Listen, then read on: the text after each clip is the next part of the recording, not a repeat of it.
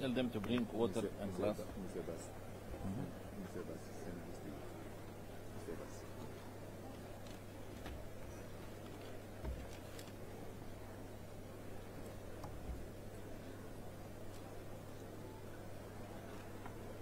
Give them.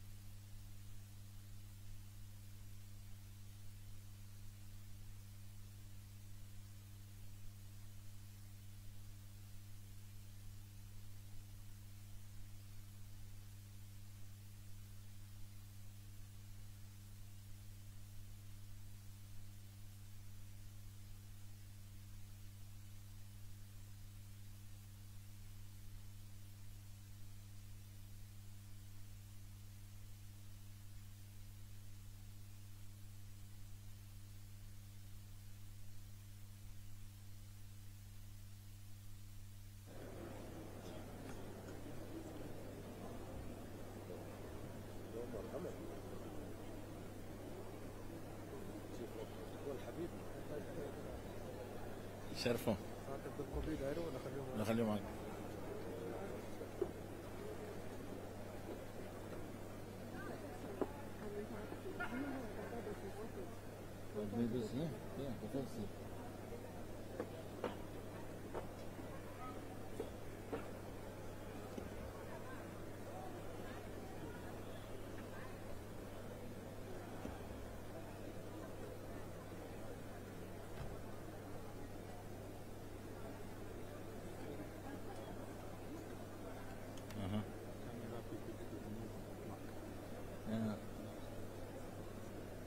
Full there.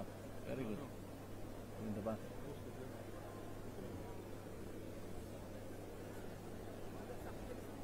البروتوكول مع فلسطين بيقول ينزل تحت ما عنده مكان هون ورا الرؤساء. قال الواحد لازم يكون معاه عشان هو راجل كبير ما بيقدر يمشي بسهولة.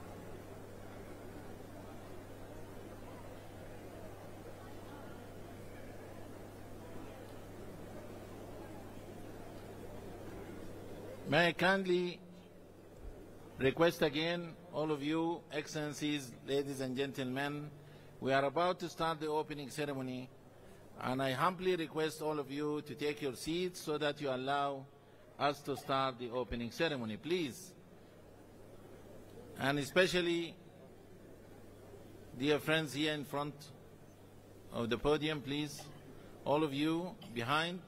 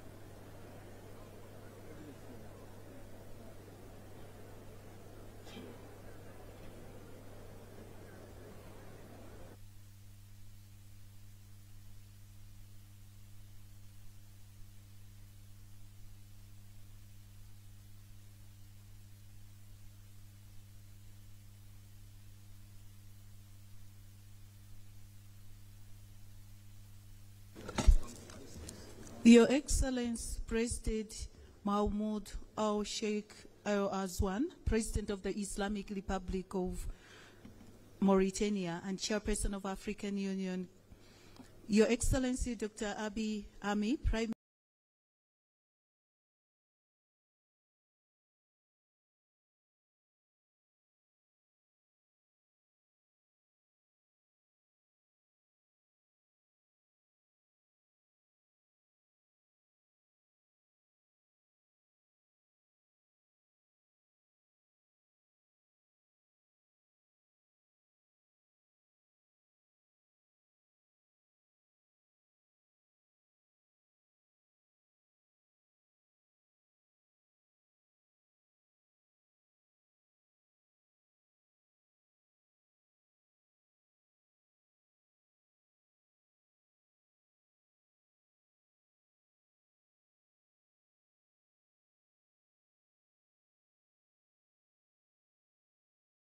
Katika kuendelea kukupa habari za kina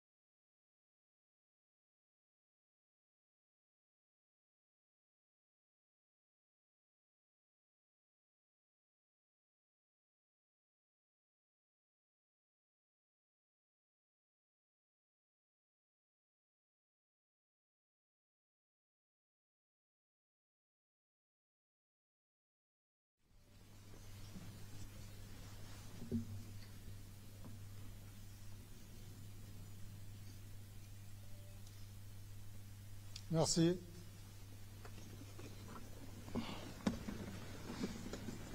Je souhaite maintenant inviter le protocole de la Commission à nous décliner le déroulement de la cérémonie d'ouverture.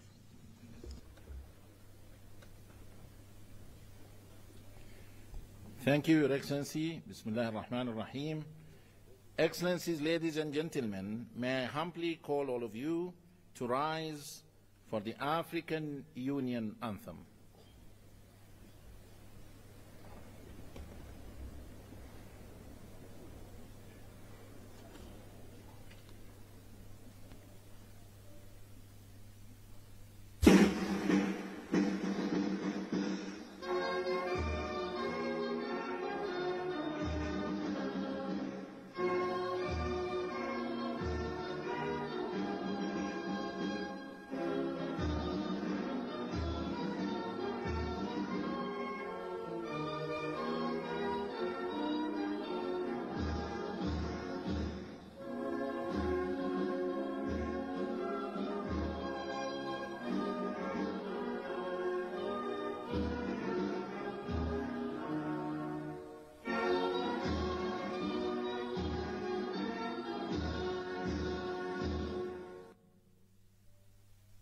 Thank you.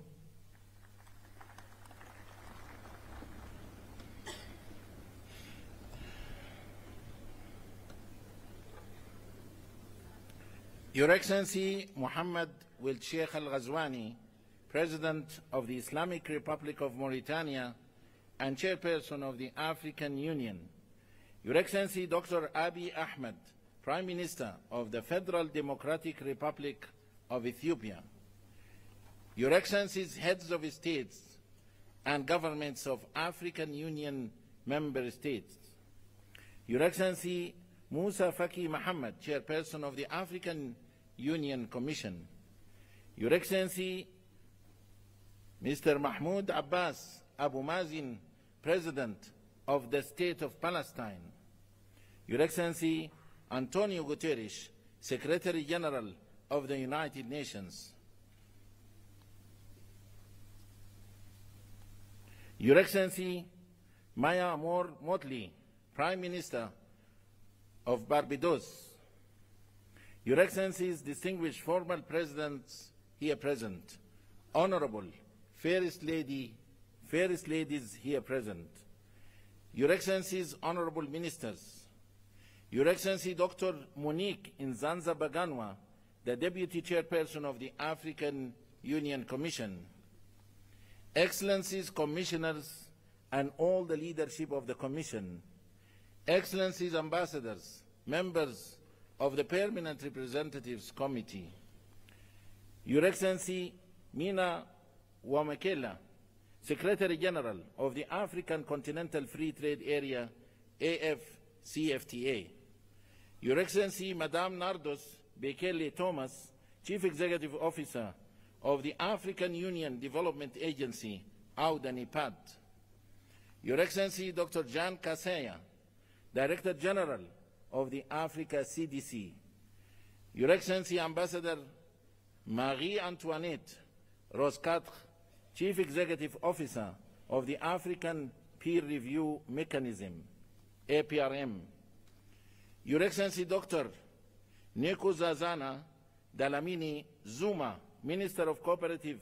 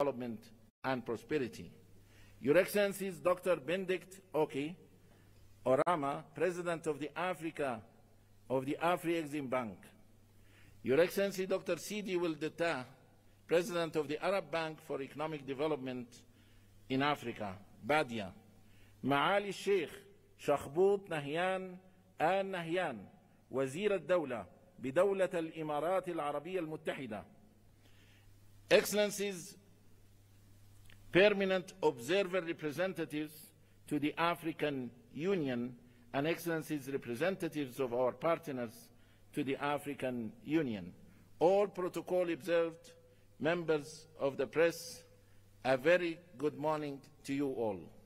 It gives me immense honor and pleasure to welcome you all to the opening ceremony of the 38th Ordinary Session of the AU Assembly of Heads of States and Governments being held today at the Nelson Mandela Hall, the African Union headquarters in Addis Ababa, the capital of Africa. Addis Ababa, a vibrant city that has been at the heart of the Pan-African diplomacy and multilateralism, stands as a symbol of Africa's unity and progress. As a host nation of the African Union, Ethiopia plays a crucial role in fostering continental dialogue and advancing African integration. Your Excellencies, ladies and gentlemen, the 38th Ordinary Session of the Assembly of Heads of States and Governments of the African Union holds significant importance as it will oversee the elections of the chairperson and the deputy chairperson of the African Union Commission. Over the past years, the African Union has made remarkable progress in conflict resolution, mediation and peacekeeping efforts, contributing to greater stability across the continent. Economic transformation has been further strengthened through the African Continental Free Trade Area and accession to the G20, contributing towards the implementation of Agenda 2063, the Africa we want. Excellencies, ladies and gentlemen, having said so, the program of today's opening ceremony will stand as follows. We will have a statement by His Excellency Dr. Abiy Ahmed, Prime Minister of the Federal Democratic Republic of Ethiopia, followed by a statement by His Excellency Musa Faki Mohammed, Chairperson of the African Union Commission, following which a statement by His Excellency Antonio Guterres, Secretary General of the United Nations. We shall then have a statement by His Excellency Mahmoud Abbas, President of the State of Palestine. Then His Excellency Mahmoud will Sheikh Al-Ghazwani, President of the Islamic Republic of Mauritania and Chairperson of the African Union, will make his opening remarks. Immediately after that, we will call the Dean of African Ambassadors in Ethiopia to introduce the new Bureau, members of the African Union Assembly, following which we shall have the handover ceremony for the Chairperson of the African Union. Then we will go to the launch of the African Union theme of the year, Justice for Africans and People of African Descent through Reparations. Without any further ado, I have the great honor and privilege to invite His Excellency Dr. Abiy Ahmed, Prime Minister of the Federal Democratic Republic of Ethiopia, to deliver his statement. Your Excellency, the floor is yours. Your Excellency.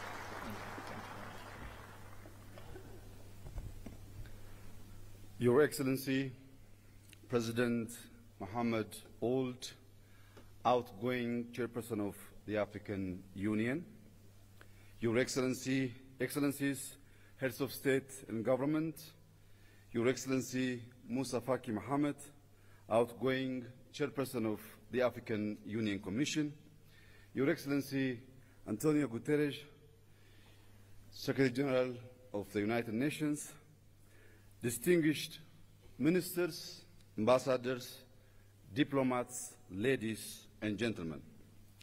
Welcome to Ethiopia, the cradle of Pan-Africanism and a proud champion of African unity and freedom. It is an honor to stand before you today as we reflect on the immense potential we hold, not just as individual nations, but as a united and dynamic continent. In a world marked by rapid change and multiple challenges, we find ourselves at a crossroads of uncertainty and opportunity.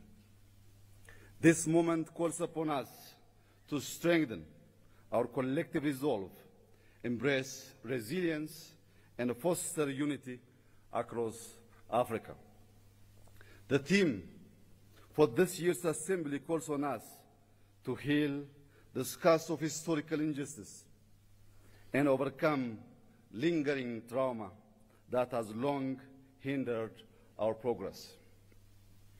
The demand for reparations is not about charity or financial aid. It is a call for justice. It seeks to restore the dignity of millions and heal the deep scars of poverty, inequality, and discrimination. It demands an end to the systematic exploitation of our wealth, resources, and opportunities. It also calls for a transformative process that acknowledges past harms and takes bold steps to right the wrongs caused upon us, upon society across the continent. Thank you. Thank you. Most importantly, the call for reparations requires not just words, but concrete actions to affirm the equal worth of every human being. Excellencies, ladies and gentlemen, to achieve lasting peace, justice, and prosperity, we must rise above the geopolitical tensions and the historical divisions imposed upon us by colonial borders. By fostering solidarity among all of our nations and embracing a shared destiny, we can pool our resources and talents to unlock our continent's full potential. Africa's cultural, ethnic, and linguistic diversity is a source of pride and strength upon which we must build inclusive governance and equitable development. Conflict resolution, diplomacy, and peace building must remain at the heart of our efforts.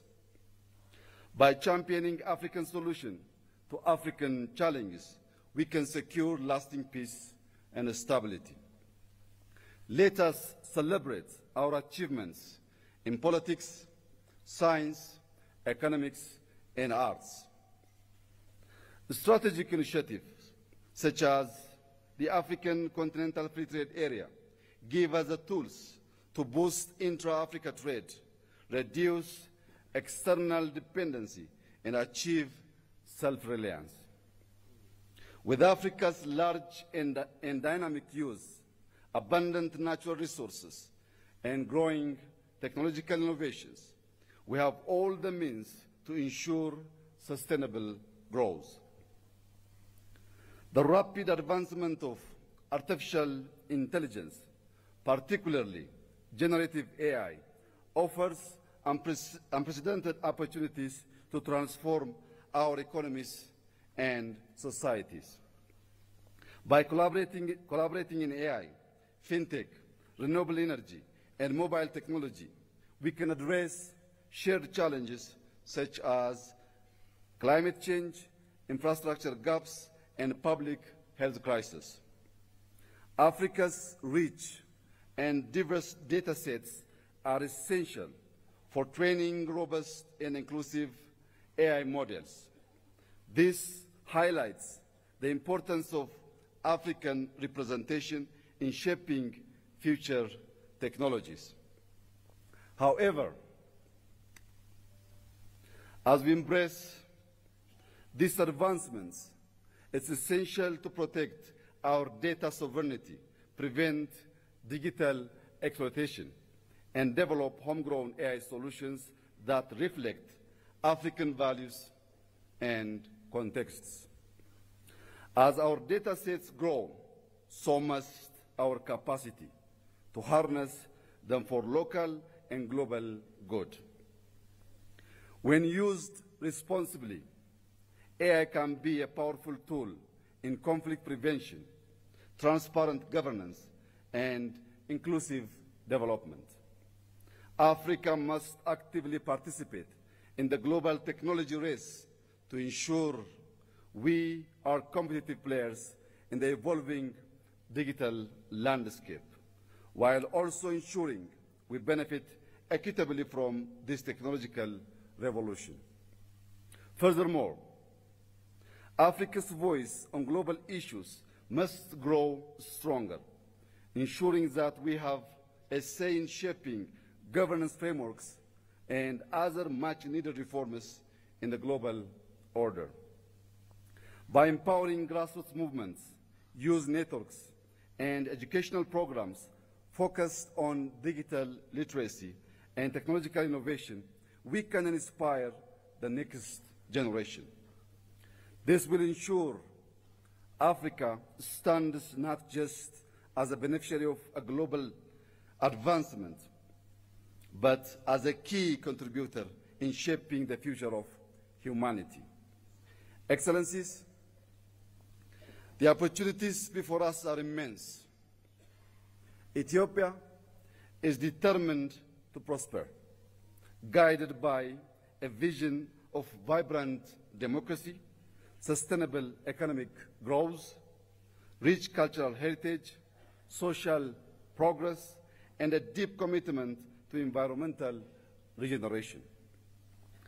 To realize this goal, we have laid out a pragmatic roadmap rooted in the transformative principles of Madamar.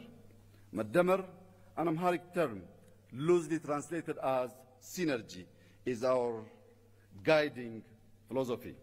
It is a homegrown ideology that promotes prosperity, unity, sovereignty, security, and national dignity. At its core, Madamar encourages social and economic advancement, celebrates diversity, and nurtures a spirit of community grounded in Ethiopia's rich culture, spirituality, and values. Reflecting on the progress of the past 5 years and building on the vision of Madamar, Ethiopia has made remarkable strides. Despite inheriting a nation deeply divided along ethnic lines, burdened by substantial debt, and facing numerous internal challenges, we have moved forward with determination. At the same time, we navigated a complex and ever-changing regional and international landscape. Yet, through resilience and cooperation, we continue to move closer to the realization of our shared vision of prosperity. Our achievements speak for themselves. Allow me to share a few highlights. We have reformed our political system, transforming into an inclusive multi-party framework that reflects the diversity of our nation. To deepen these reforms and foster cohesion, reconciliation, and peace, we are undertaking a national dialogue. On the economic front, we have built a resilient and diverse economy. Over the past 5 years, we have doubled our cultivated land, increasing crop production to nearly 700 million quintals, with the wheat accounting for 40% of this total.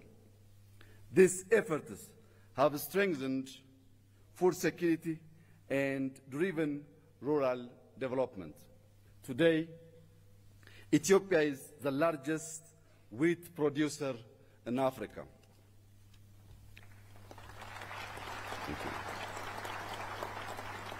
Thank you. Through collective efforts, we have reduced external debt by over 50%, double both GDP and GDP per capita, and tripled government revenue in 5 years, with an 8.1% growth reported in the most recent fiscal year. Across the country, our major cities are evolving into dynamic, culturally rich, and sustainable hubs. In education, we have established 40,000 kindergartens and primary schools to boost early childhood education. Additionally, we have launched a program to train 5 million coders to strengthen our digital economy. Furthermore, we strive to honor our heritage by restoring national sites, developing tourist destinations, and reclaiming cultural artifacts, fulfilling our duty as the guardians of our nation's treasures. These accomplishments reflect the unwavering spirit and resilience of the Ethiopian people and underscore our firm commitment to advancing Ethiopia's future. With its focus on unity, cooperation, innovation, and shared progress, Madamar can serve as a guiding framework for our Pan-African agenda. By embracing its principles, we can forge a path toward a more just, equitable, and prosperous future for all Africans. Excellencies, ladies and gentlemen, let us march forward with determination, harnessing the limitless potential of our continent and its people. The time is now to claim our future, build a legacy of equality and prosperity, and secure dignity for all. Let us be the generation that unites the continent and our diaspora in a shared vision of justice, prosperity, and peace.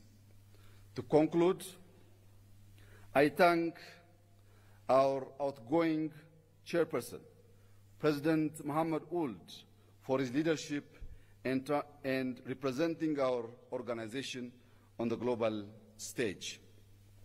Allow me to also warmly congratulate our newly chairperson, President Joao Lorenzo, and wish him success during his tenure.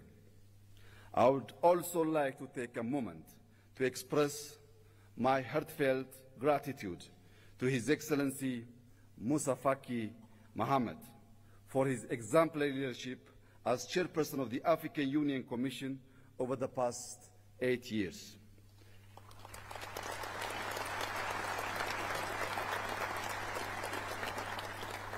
Throughout his tenure, His Excellency Musa Faki has shown unwavering commitment to Africa's development, peace, and integration, significantly strengthening the African Union's role in addressing the continent's challenge.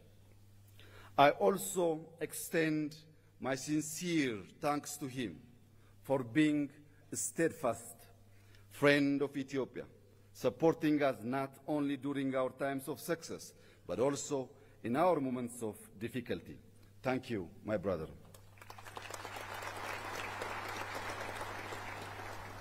As we bid farewell to His Excellency Musa Faki, it is with great pleasure that I extend a warm welcome to our incoming chairperson of the African Union Commission here in Ethiopia. I am confident that under his leadership, we will continue to make great strides toward achieving our collective goals. I wish him every success during his mandate. Thank you for your attention, and I wish us all a fruitful summit. God bless Ethiopia. God bless Africa. I thank you.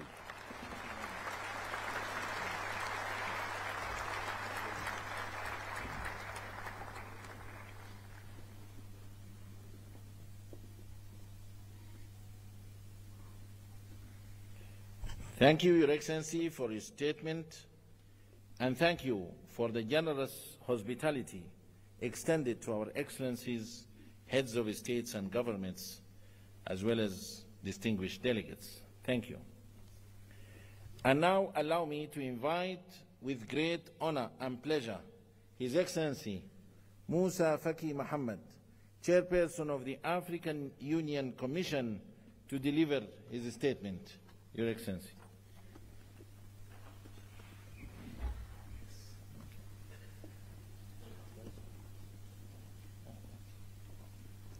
Excellences, Monsieur Mohamed Ould Cheikh Al-Ghazouani, Président de la République islamique de Mauritanie, Président en exercice de l'Union africaine,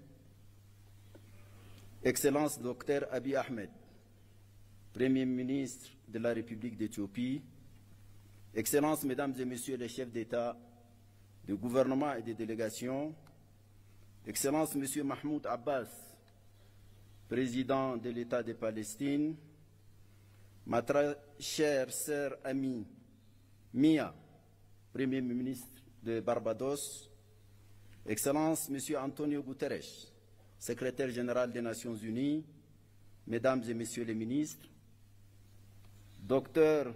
Nkosazana Zuma, ancienne présidente de la Commission de l'Union africaine, Madame la vice-présidente, Mesdames et Messieurs les commissaires, Mesdames et Messieurs les secrétaires généraux et exécutifs des communautés économiques régionales et mécanismes régionaux, Mesdames et Messieurs les chefs exécutifs des organes et institutions spécialisées de l'Union africaine, Mesdames et Messieurs les chefs des missions diplomatiques, distingués invités, Mesdames et Messieurs. C'est à la fois avec un grand honneur et un immense plaisir que je m'adresse à vous aujourd'hui pour la dernière fois en ma qualité de président de la Commission de l'Union africaine. Je voudrais tout d'abord, puisque nous sommes encore au début de l'année nouvelle 2025, présenter à vos excellences, vos familles et vos peuples, au nom de tous les personnels de l'Union africaine, mes meilleurs vœux de santé, de prospérité et de succès. Je voudrais aussi exprimer mes sincères remerciements aux présidents en exercice avec lesquels j'ai successivement travaillé ces 8 dernières années. J'ai nommé dans l'ordre de leur présidence Alpha Condé, Paul Kagame, Abdel Fattah al-Sisi, Cyril Ramaphosa, Antoine Félix Tshisekedi, Macky Sall, Azali Assoumani et Mohamed Ould-Cheikh Al-Ghazouani. En cet instant de remembrance, je ne peux oublier le président Idriss Déby Itnou, paix à son âme, qui, en africaniste convaincu, a eu l'initiative de ma candidature à la tête de la Commission et qui s'est investi sans compter pour un tel destin pour moi. Sa mort tragique a été ma plus atroce douleur de ce double mandat.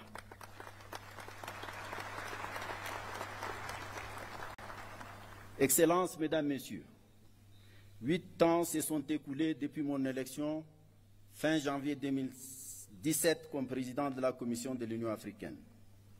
En ces moments chargés d'historicité, de signification et de symboles, je voudrais m'acquitter du devoir moral de vous présenter les grandes lignes du bilan de ce double mandat. Grâce à ces parcours, je me suis profondément imprégné à la fois de ce qui fait la grandeur et le rayonnement de notre continent, de notre organisation continentale, ainsi que des pesanteurs et limites diverses ayant entraîné le rythme de nos cadences. J'ai sillonné ce beau et fantastique continent. J'éprouve une profonde fierté d'avoir visité au moins une fois tous les 55 membres de notre Union. L'opportunité que m'offre ce moment est historique et unique. J'y tenterai de m'acquitter de la double obligation de rendre compte et de m'interroger sur quelques problématiques en ayant bien conscience qu'il ne faut absolument pas abuser de votre temps si précieux. Un rapport consolidé de notre bilan et un rapport annuel vous ont été distribués conformément à notre réglementation. Monsieur le Président, Excellences, Mesdames et Messieurs, les rapides et intenses bouleversements géopolitiques qui ont caractérisé le contexte international durant mes 2 mandats ont eu des manifestations à la fois violentes et déstabilisatrices. La subite dégradation de la situation sanitaire consécutive au déclenchement de la Covid-19 s'est accompagnée malheureusement d'importants chocs et de profondes turbulences économiques et diplomatiques. Pour l'Afrique, cela s'est traduit par une aggravation du poids de la dette, de la baisse des flux d'investissement publics et privés, de la violence et de la prégnance de certains conflits africains, de l'affaissement du panafricanisme et des chaînes de solidarités africaines, des manifestations d'obsolescence des institutions africaines, des appétits extérieurs en Afrique, des déficiences patentes en matière de gouvernance et de leadership en Afrique et même dans le monde, de la crise du multilatéralisme post-Seconde Guerre mondiale, etc., etc. La guerre russo-ukrainienne, enclenchée en février 2022, est venue noircir davantage ces tableaux, annonçant une recomposition géopolitique mondiale. Est née une ligne de fracture qui a suscité une forme de bipolarité qui, dans les imaginaires politiques, évoque la réalité pourtant théoriquement dépassée de la guerre froide. Des incertitudes profondes sur la soutenabilité de la paix et de la coopération internationale ont empoisonné les esprits, assombri les consciences et ont renforcé le pessimisme, les égoïsmes et le pragmatisme mercantile. Les conséquences de cette guerre ont profondément affecté l'Afrique, qui importait l'essentiel de sa consommation céréalière et ses intrants agricoles de ces deux pays, la Russie et l'Ukraine. Le spectre de l'insécurité alimentaire et sanitaire a plané sur bien de nos pays, dont un bon nombre continue de souffrir de leur fragilité structurelle. أصحاب الفخامة والمعالي السادة سيداتي وسادتي، وفي الشرق الأوسط فإن الشعب الفلسطيني الشقيق عانى ويعاني أبشع أنواع الظلم في التاريخ البشري. إن الحرب الفظيعة والجائرة التي دمرت كل شيء في فلسطين وخاصة في غزة، واستمرار حرمان هذا الشعب من حقوقه الأساسية في الاستقلال والسلام والوجود والحياة بكل بساطة، لا تشكل عارا جسيما لكل الإنسانية.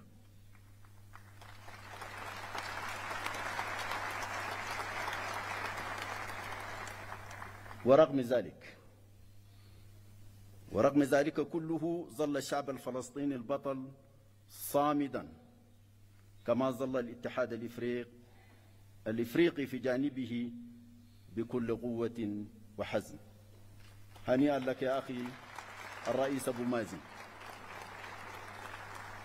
Ces paysages d'apocalypse qu'offre aujourd'hui la Palestine, la bande et la population de Gaza en particulier, après plus d'une année de guerre destructrice de toute forme de vie et de biens, continue de se dérouler dans le silence presque total des puissances du monde, si ce n'est l'appel par certains à la déportation systématique des Palestiniens hors de leurs terres. C'est le comble. C'est vraiment le comble. Ce drame inouï pèse aujourd'hui, malgré le cessez-le-feu et la libération des otages et prisonniers, facilité par le Qatar, l'Égypte et les États-Unis, sur la conscience universelle et questionne profondément sur notre humanité. Les taux de la mondialisation avancée, étouffante, déshumanisée, ne laissent point l'Afrique en dehors de l'élite hégémonique qui se déroule loin de sa terre. Bien au contraire, le continent en subit les débordements et fragmentations que traduisent les conflits par procuration, des soutiens des puissances extérieures à peine voilées aux parties belligérantes sur le continent, des expansions du terrorisme et de l'extrémisme violent, des poursuites de la guerre ravageuse au Soudan, à l'est de la République démocratique du Congo, des divisions de la Libye dont je salue l'adoption hier ici même de la charte de réconciliation. Félicitations à vous, Monsieur le Président Danou Sassou Nguesso.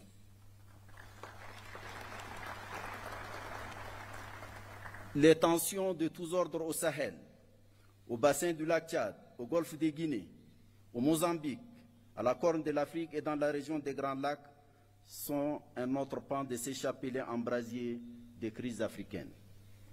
Les flux de réfugiés politiques, économiques, environnementaux et autres personnes déplacées internes viennent accentuer la situation sécuritaire, alimentaire et sanitaire déjà fragile de nombreux États membres. C'est à ce contexte mondial et régional fortement dégradé que nous avons été confrontés au cours des 8 dernières années de développement de notre action. Excellences, Monsieur le Président, Mesdames et Messieurs, la réforme institutionnelle de notre Union entamée en 2017 ambitionnait la création de conditions optimales pour garantir la poursuite efficiente des programmes inscrits dans notre boussole doctrinale stratégique, l'agenda 2063, aux fins d'une meilleure résistance aux défis ainsi identifiés.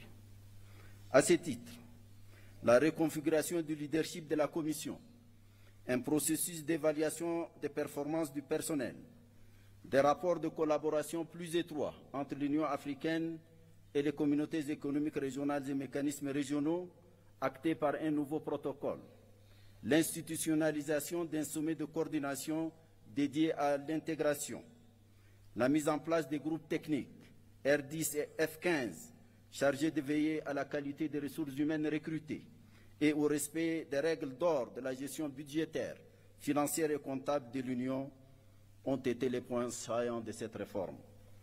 Une évaluation de la pertinence de tous les organes de l'Union, sans exception aucune, fera naître une nouvelle cartographie administrative et institutionnelle de l'Union.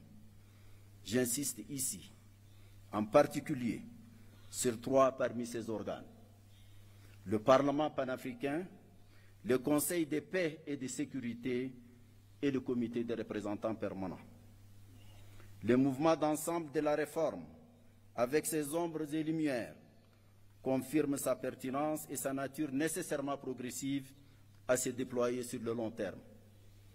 C'est une exigence d'adaptation perpétuelle des structures de notre Union aux évolutions qui caractérisent le monde. Je voudrais ici remercier les présidents Paul Kagame et William Ruto pour leurs remarquables efforts pour faire avancer cette réforme. Monsieur le Président, Mesdames et Messieurs, l'évaluation de la première décennie de mise en œuvre de l'agenda 2063, couvrant la période allant de 2014 à 2023, révèle les progrès sectoriels accomplis dans notre marche vers la construction de l'Afrique que nous voulons. Il est crucial d'en tirer les vraies leçons et de procéder aux ajustements pertinents subséquents. Dans le domaine de la santé, c'est une approche holistique, traduite sur le terrain à travers des actions auréolées de succès. Avec la survenance de la pandémie de la Covid-19, Africa CDC s'est affirmée comme l'instrument le plus efficace de la lutte contre toutes les maladies. La préoccupante question du financement de la santé continue de nous préoccuper. 2 mécanismes de financement de la couverture sanitaire universelle et celle de la lutte contre la malnutrition sur le continent ont été conçus. Grâce au Centre africain des vaccins vétérinaires, PANVAC, dont le nouveau laboratoire de production de vaccins a été inauguré en février 2024, une avancée significative dans le domaine de l'élevage, de la santé animale et du développement socio-économique a été réalisée. L'Agence africaine des médicaments, AMA, a commencé l'installation de son siège à Kigali et ses activités sont sur la rampe de lancement. La médecine traditionnelle a bénéficié de l'élaboration de 2 plans décennaux, le dernier courant de 2025 à 2035. Le champ de l'éducation a été animé par la volonté de concevoir un nouveau système éducatif pensé en fonction des exigences d'un monde où l'enjeu majeur est devenu la compétition autour de l'innovation scientifique, technologique et maintenant par l'intelligence artificielle.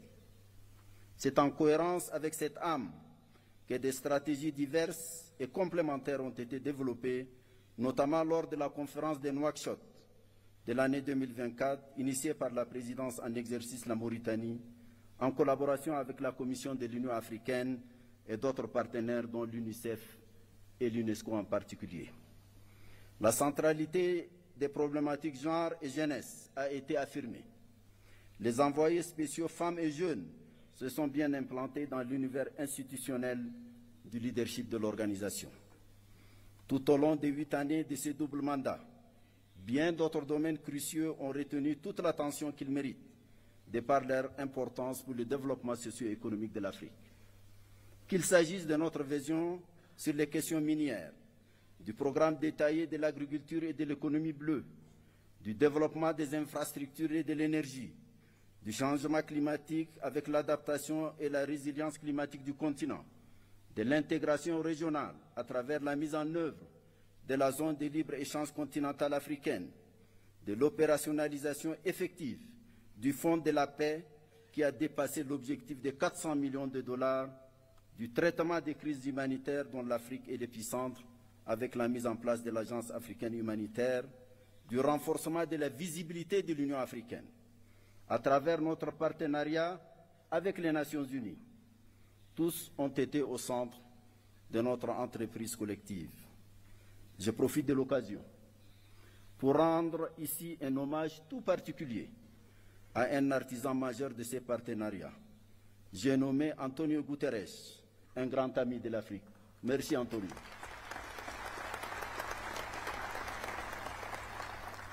L'accession de l'Union africaine au G20 et les BRICS, dont plusieurs États africains sont membres, est venue couronner cette visibilité.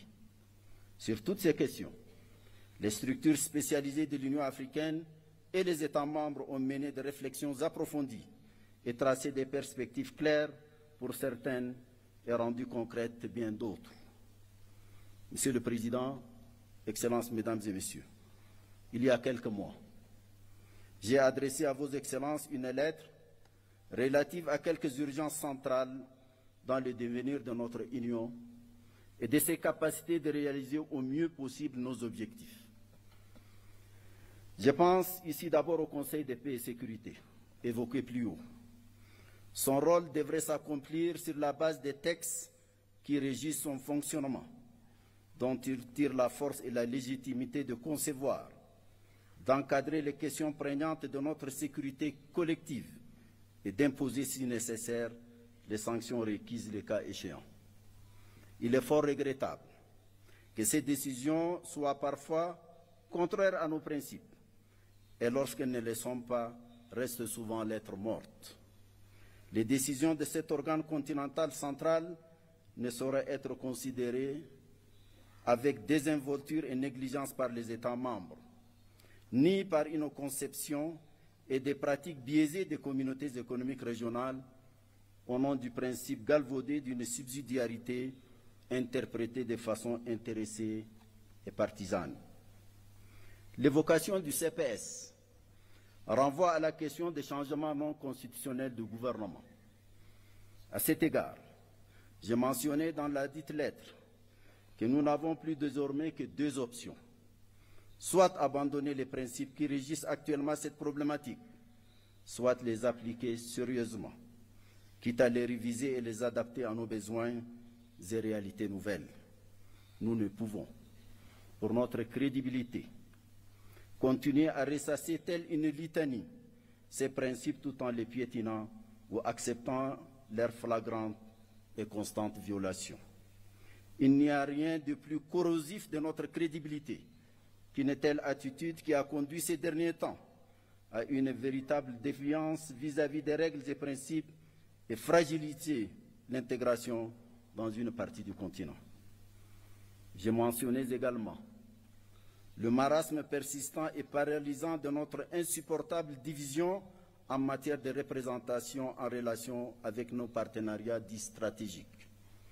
J'appelais ici encore à choisir l'une des deux options qui s'y présentent pour nous et dont j'ai présenté clairement les termes dans ma lettre.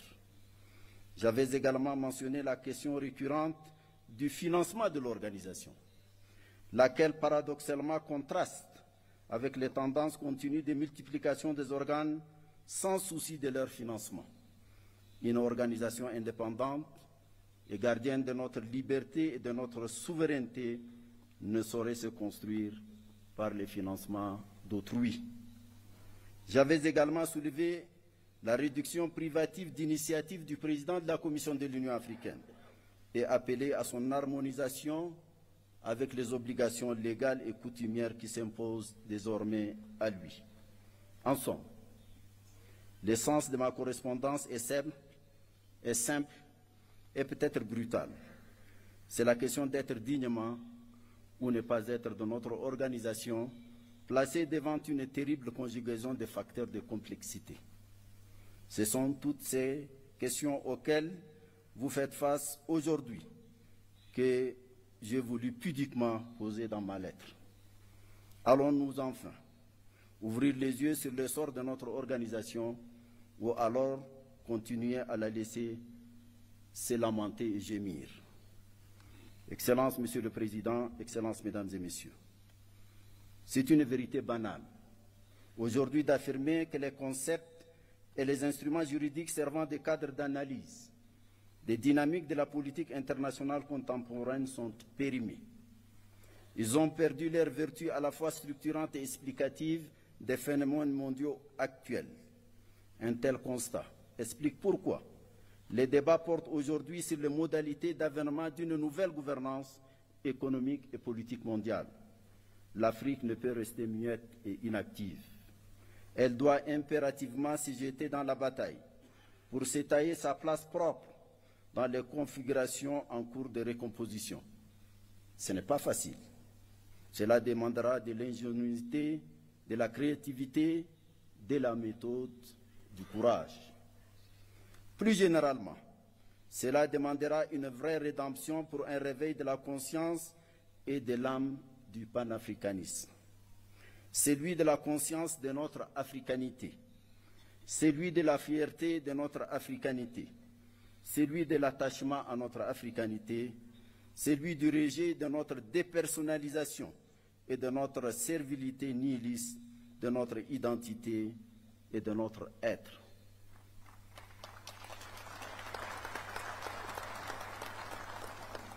C'est à quoi nous appelle la jeunesse africaine. Celle-ci, majoritaire dans tous nos États, est de plus en plus exigeante. Sa voix résonne de plus en plus fort grâce aux nouvelles formes de communication qui amplifient toutes les expressions. Cette jeunesse africaine nous interpelle et nous fait constamment un procès en déphasage de ses aspirations, qui sont celles d'une Afrique ouverte sur elle-même et unie, souveraine dans ses politiques et choix, debout et solidaire.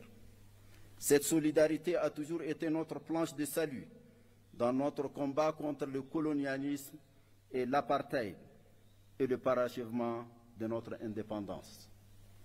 Nous venons de nous incliner sur la mémoire d'un de ces grands combattants, Sam Nujoma. Ça doit nous rappeler quelque chose, mesdames et messieurs. La foi dans notre solidarité panafricaine a galvanisé nos consciences, nos volontés et nos intelligences pour nous conduire vers un destin commun plus prometteur. Il n'y a pas de nouvelle voie de notre futur que d'écouter et de donner corps aux aspirations de notre jeunesse, nos concitoyens et notre diaspora. Monsieur le Président, Mesdames et Messieurs, je quitte définitivement mes fonctions dans quelques jours. J'avoue que je me sens envahi par un doux sentiment de liberté qui m'autorise ces quelques mots venant du cœur.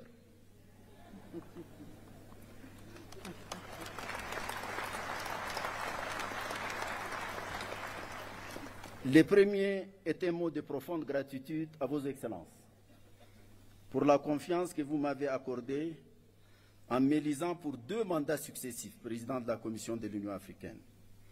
Soyez assurés que j'ai mesuré et je mesure toujours toutes les dimensions de cette confiance et du lourd poids de la gratitude et la reconnaissance subséquente. Le deuxième mot porte sur l'autre et moi. Dans cet autre, je pense d'abord à nos partenaires, surtout ceux qui nous ont offert une amitié sincère et une coopération mutuellement avantageuse.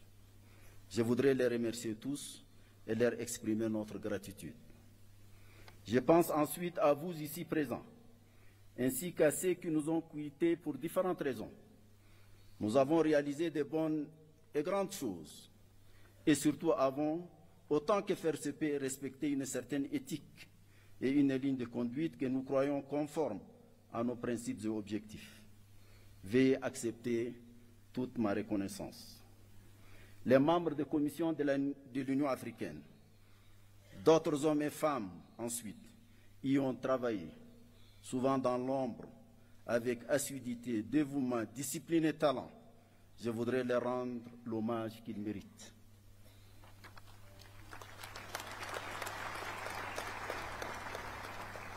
Le troisième mot est relatif à mes propres limites. J'ai tant voulu faire vite et mieux au cours des 2 mandats que vous m'avez confiés. Je sais que je n'ai pas tout fait. Peut-être ai-je sous-estimé la lourdeur de la tâche et le poids des pesanteurs. Je sais que j'ai peut-être commis des erreurs. Je ne devrais peut-être pas dire peut-être. J'ai certainement commis des erreurs. Peut-être ai-je ici ou là faibli ou m'étais trompé et manqué des occasions de faire mieux. Je voudrais m'en excuser et demander pardon si mes manquements ont causé un quelconque tort individuel ou collectif.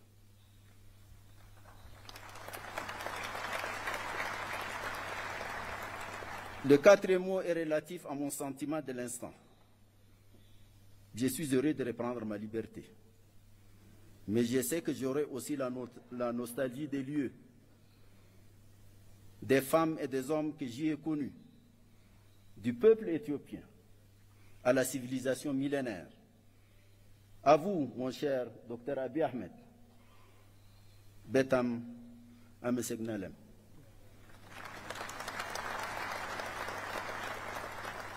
Peut-être faudra-t-il écrire l'histoire de tout cet enchevêtrement de sentiments et de sensations.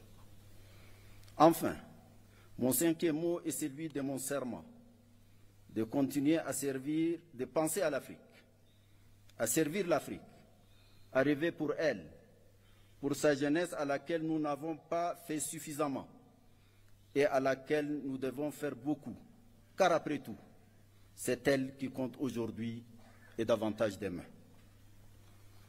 Un mot de la fin à vous, Monsieur le Président et cher frère Mohamed Cheikh Al-Ghazouani, pour vous dire combien j'ai apprécié votre proximité tout au long de votre mandat. Vous avez été un maître de sagesse, de civisme et de hauteur, inspirant à tous égards.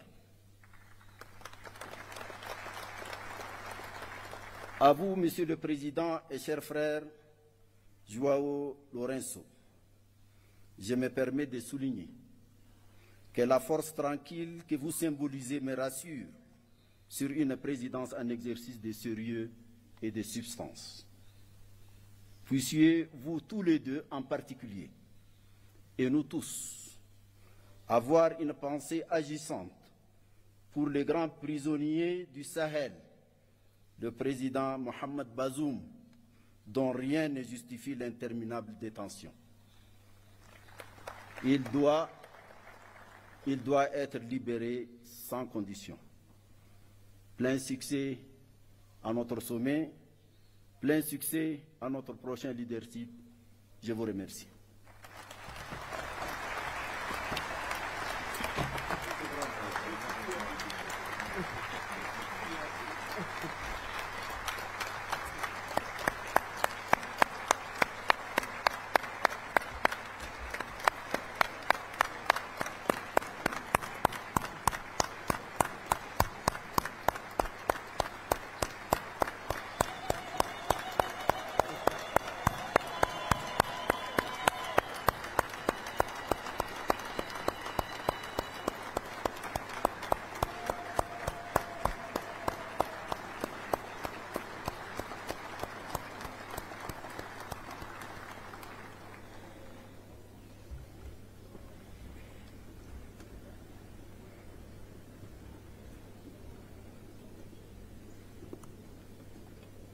Thank you, Your Excellency. Thank you for your statement. Thank you for your unwavering commitment. Thank you for dedication towards Africa's peace, development, and unity. Thank you very much. I will now have the honor to invite His Excellency Antonio Guterres, Secretary General of the United Nations, to deliver his statement. Your Excellency.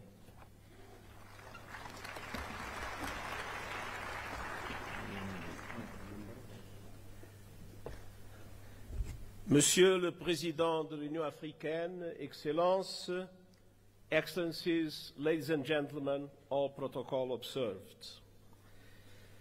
President Mohamed Ould Ghazouani, thank you for your leadership in the outstanding exercise of your mandate.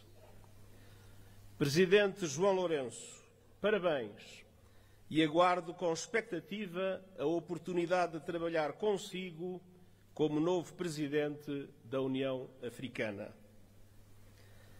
I also want to give a very special expression of gratitude to the Chairperson of the African Union Commission, Moussa Faki, for his 8 years of strong and permanent commitment to multilateralism and impeccable cooperation with the United Nations. Cher Moussa,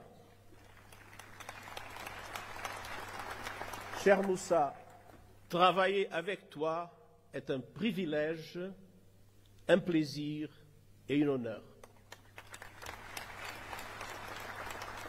Excellencies, the partnership between the African Union and the United Nations has never been stronger. Together, we see an Africa booming with hope and possibility. You have a booming, enterprising population, including the largest number of young people in the world. The African continental free trade is poised to turbocharge the region's economy, and calls to address the legacies of colonialism and slavery are growing louder, as reflected in your theme this year, and as reflected in the leadership of so many passionate voices for the liberation of Africa, such as the great Dkt.Sam of Namibia, whose life we celebrate and whose loss we mourn. The world must never forget that Africa is the victim of two colossal and compounded injustices. First, the profound impact of colonialism and the transatlantic slave trade. The roots stretch back centuries, and the bitter fruit continues to affect Africans and people of African descent to this day. Decolonization alone in itself was not a panacea. Political independence did not free countries from structures based on exploitation and decades of economic, social, and institutional underinvestment. It is high time for reparatory justice frameworks to be put in place. Second, Africa was under colonial domination when today's multilateral system was created, and that injustice endures. Look no further than the United Nations Security Council. There is no excuse that Africa still lacks permanent representation in the 21st century. I will keep working with the African Union and all member states to ensure the representation Africa needs and the justice you deserve, including with 2 permanent members of the Security Council. And we will keep pressing together for an international financial architecture that is no longer outdated, dysfunctional, and unfair. Correcting age-old injustices is essential to address here and now challenges. And the good news is that we have many of the solutions we need. Last year, you helped drive that effort at the United Nations with the Pact for the Future. And I thank Africa for its support that was vital to approve the Pact.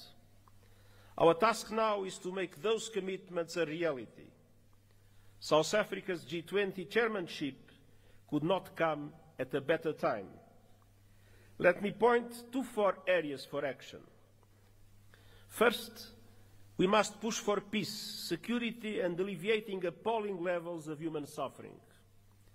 Sudan is being torn apart before our eyes, and is now home to the world's largest displacement crisis and famine. As we near the holy months of Ramadan, it is time for an immediate cessation of hostilities. And the international community must come together to stop the flow of weapons and the bankrolling of bloodshed. In the Democratic Republic of the Congolese people have been suffering yet again from a brutal cycle of violence. And the fighting that is raging in South Kivu as a result of the continuation of the M23 offensive threatens to push the entire region over the precipice. Regional escalation must be avoided at all costs. There is no military solution. The deadlock must end, the dialogue must begin, and the sovereignty and territorial integrity of the DRC must be respected. The conclusions of the recent joint EAC-SADC summit offer a way forward, with a renewed call for an immediate ceasefire and new momentum for regional efforts based on the Luanda and Nairobi processes. Now is the time for swift implementation. And you can count on the continued support of the United Nations, including MONUSCO. In the Sahel, the clear and present threat of terrorism is undermining peace, security, and sustainable development. And in Somalia, we are urging predictable funding for the African Union support and stabilization mission, and I hope that our voice will be heard by the Security Council. And as we gather here in Africa, I know all our minds are also very much on Gaza. A resumption of hostilities must be avoided at all costs. The Palestinian people have suffered too much. I welcome efforts by the parties to abide by the ceasefire agreement and urge action for a permanent ceasefire and the release of all hostages. Peace is possible in the Middle East, and that starts with tangible, irreversible, and permanent progress towards the two-state solution, Israel and Palestine, living side by side in peace and security. Excellencies, on all fronts, we stand shoulder to shoulder with the African Union to advance security, stability, human rights, and rule of law. Excellencies, second, we must keep working together to deliver the AU 2063 agenda and the 2030 agenda for sustainable development and drive action on finance. African countries pay up to 8 times more to borrow than developed countries, and 20 are in or at risk of debt distress. The Pact for the Future supports an international financial architecture reform to reflect today's economy, ensuring fair representation and urging effective action on debt relief. And I will stand with Africa as a matter of justice and to right the historic wrongs. Excellencies, third, the climate crisis. Climate disasters are tearing across Africa, destroying lives, upending livelihoods, devastating economies, and inflaming conflict. At the same time, the renewables revolution is unstoppable, and Africa is poised to become a global clean energy powerhouse. Yet, today, Africa receives just 2% of global renewables investment.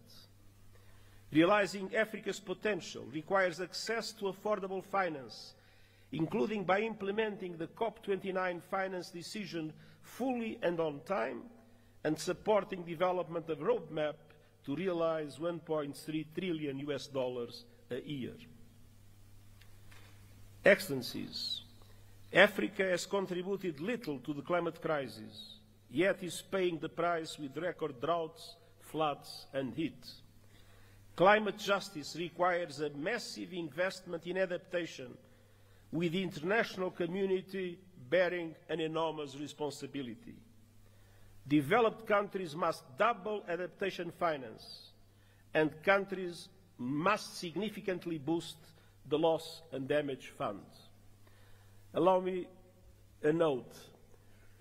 When the Loss and Damage Fund was created, the pledging conference that took place has allowed for an amount that is equivalent at the highest contract for a basketball player in the United States.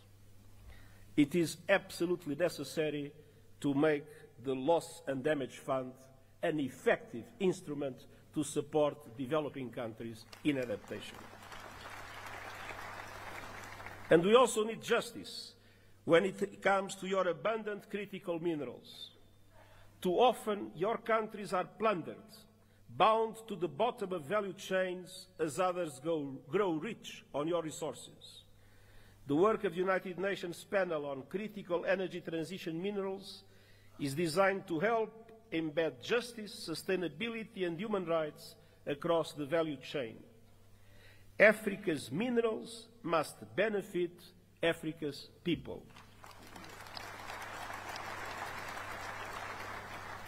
Excellences, enfin nous devons agir dans le domaine des nouvelles technologies, notamment l'intelligence artificielle. Près de 2/3 de la population africaine sont privés d'un accès fiable à l'Internet. Nous avons une responsabilité historique, faire en sorte que l'intelligence artificielle profite à l'humanité tout entière et pas seulement à quelques privilégiés, États et compagnie. Le pacte numérique mondial partage les ambitions du pacte numérique africain. Connectivité universelle, renforcement des capacités et une gouvernance responsable de l'intelligence artificielle. Je présenterai bientôt un rapport sur les modèles innovants de financement volontaire et les initiatives de renforcement des capacités afin d'aider les pays du Sud global à exploiter l'intelligence artificielle pour le bien commun. Ensemble, assurons-nous que les promesses seront tenues. Excellences, l'Union africaine et l'ONU sont unis et déterminés à rendre justice à votre continent sans laisser personne de côté. Nous disposons de bases solides pour aller de l'avant. Alors, ensemble, concrétisons ces engagements. Et permettez-moi de dire une dernière phrase dans ma langue maternelle. Digamos com uma só voz, viva África!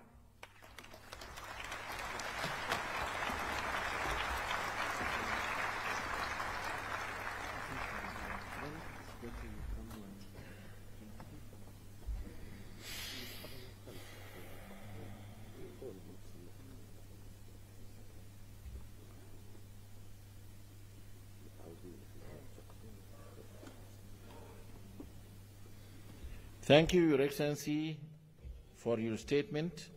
We highly appreciate your leadership in strengthening the African Union-United Nations partnership. Thank you. السيدات والسادة أصحاب الفخامة والمعالي، يسعدني ويشرفني أن أرحب اليوم بفخامة السيد الرئيس محمود عباس أبو مازن رئيس دولة فلسطين، فلتتفضلوا مشكورين بإلقاء كلمتكم.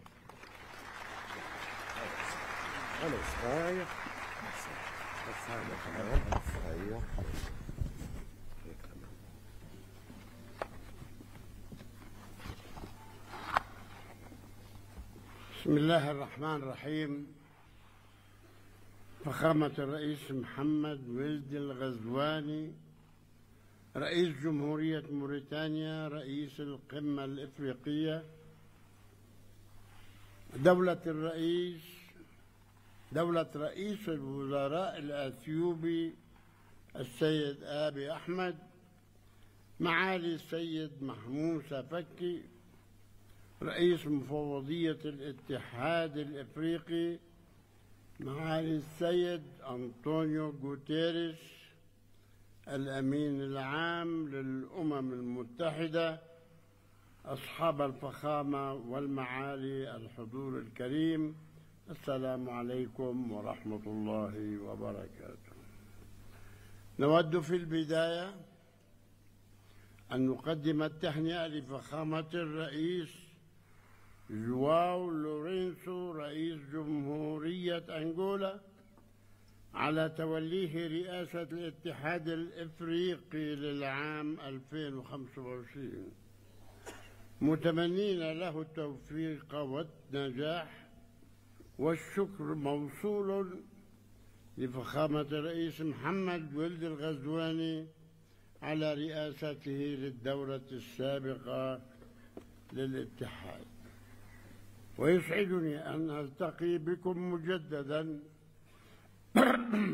وباسم الشعب الفلسطيني الذي يحمل في قلبه تقديرا عميقا لشعوب وقيادات دول إفريقيا التي نفتخر بصداقتها، والتي كانت ولا تزال داعما مخلصا لنضالنا العادل من أجل الحرية والاستقلال. القادة ورؤساء الوفود، في الوقت الذي نعمل فيه ومعنا دول العالم ومنظماته الدولية لتثبيت وقف إطلاق النار وتقديم المزيد من المساعدات الإنسانية وتولي دولة فلسطين مهامها في قطاع غزة ومساعدة النازحين للعودة إلى مناطقهم وتأمين مقومات الحياة لشعبنا الأصيل في قطاع غزة والتجهيز لإعادة الإعمار،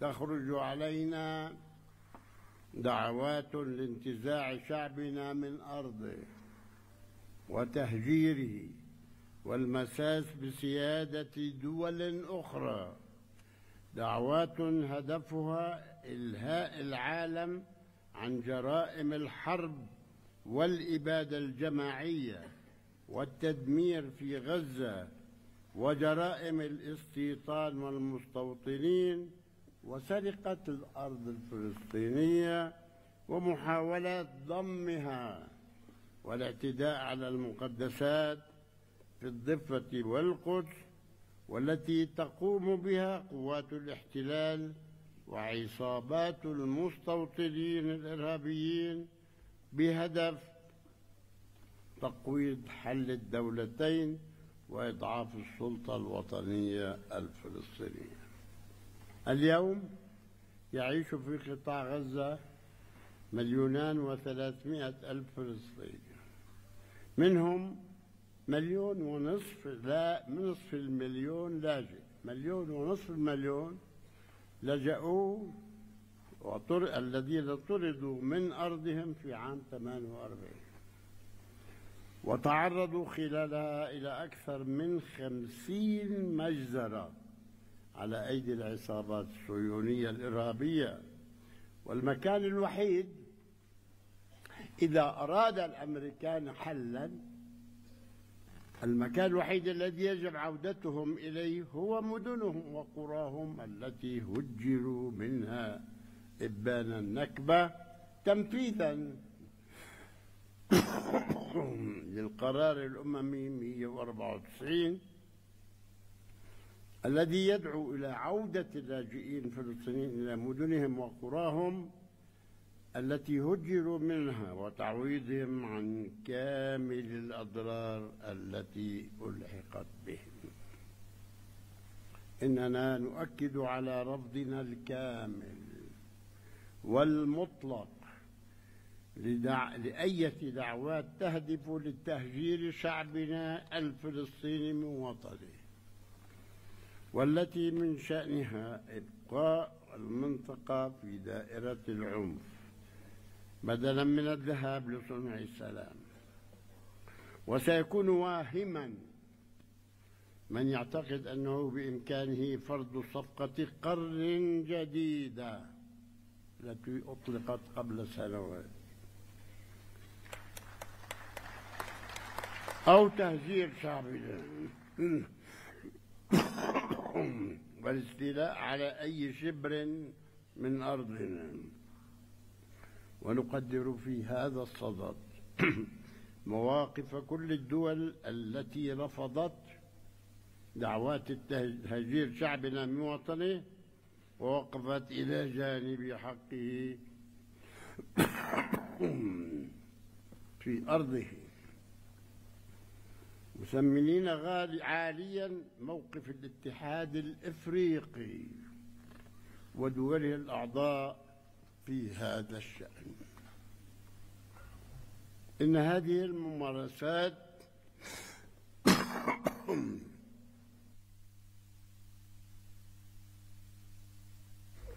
الاستعمارية الإسرائيلية تتطلب إجراءات عاجلة من المجتمع الدولي ومجلس الأمن قبل تفشي قوى التطرف التي تعمل على دفن حل الدولتين. القادة ورؤساء الوفود، إن قضيتنا الفلسطينية هي قضية عدل لشعب يسعى للحرية والاستقلال، وإن التزامنا بالشرعية الدولية والاتفاقات الموقعة بما فيها تنفيذ الرؤية المبنية على حل الدولتين يقضي بإنهاء الاحتلال الإسرائيلي الذي يسيطر بالقوة العسكرية على أرض دولة فلسطين بعاصمتها القدس الشرقية على خطوط العام 67. هذا ما قررته الشرعية الدولية وقرار مجلس الأمن 242 و338 وتنفيذ مبادرة السلام العربية لتعيش جميع شعوب المنطقة في أمن وسلام وحسن جوار، وهو الأمر الذي يأتي تنفيذا للرأي الاستشاري لمحكمة العدل الدولية الذي نص على عدم قانونية الاحتلال وضرورة إنهائه، وحدد الوقت في خلال 12 شهرا. المحكمة الدولية قررت 12 شهر يجب عليه أن ينتهي وفق قرار الجمعية العامة للأمم المتحدة وعقد مؤتمر الأطراف السامية المتعاقدة على اتفاقية جنيف الشهر المقبل. وندعو بهذه المناسبة دول الاتحاد الأفريقي للمشاركة في هذا المؤتمر الهام. القادة ورؤساء الوفود، إن تحقيق الأمن والاستقرار الدوليين يتطلب من الجميع المشاركة الفاعلة في التحالف العالمي لتنفيذ حل الدولتين ودعم المؤتمر الدولي للسلام المقرر عقده في الأمم المتحدة في منتصف يونيو القادم برئاسة مشتركة للمملكة العربية السعودية وفرنسا، والذي يشكل فرصة لحشد الطاقات الدولية للاعتراف الدولي بدولة فلسطين والحصول على العضوية الكاملة في الأمم المتحدة. لم نحصل على العضوية الكاملة بسبب قرارات الفيتو الأمريكية، نحن مراقبون في الأمم المتحدة، وتنفيذ حل الدولتين المبني على الشرعية الدولية. إن انعقاد القمة الإفريقية تحت عنوان العدالة للأفارقة والأشخاص من أجل الإفريقي من خلال التعويضات يعكس التزامكم الأصيل بالعدالة كقيمة إنسانية عالمية، وهو التزام نرى صداه في دعمكم الدائم للشعب الفلسطيني الذي لا زال يرزح تحت الاستعمار الوحيد المتبقي من مخلفات الاستعمار البغيض. نحن وحدنا في كل العالم، وحدنا لازلنا تحت الاحتلال الذي عاشته شعوبكم. أنتم وقعتم والحمد لله تحررتم وتحررتم منه. ختاما نجدد شكرنا للاتحاد الافريقي ودوله الاعضاء على دعمهم الثابت لنضال الشعب الفلسطيني لنيل حريته واستقلاله، متمنين النجاح والتوفيق لاعمال قمتكم ومستقبلا مشرقا للقاره الافريقيه وشعوبها الحره. والسلام عليكم ورحمة الله وبركاته.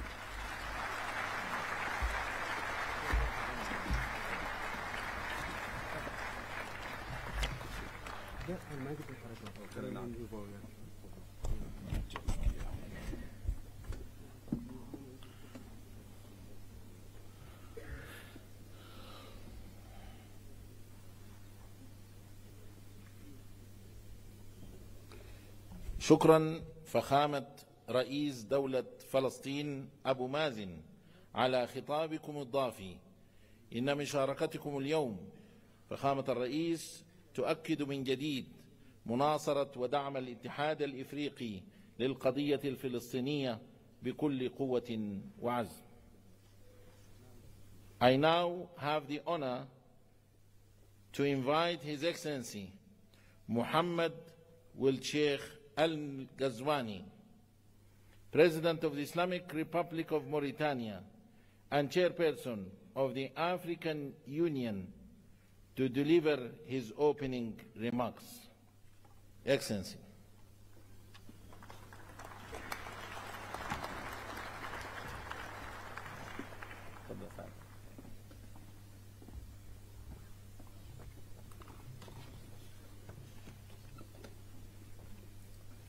بسم الله الرحمن الرحيم، والصلاة والسلام على سيدنا محمد.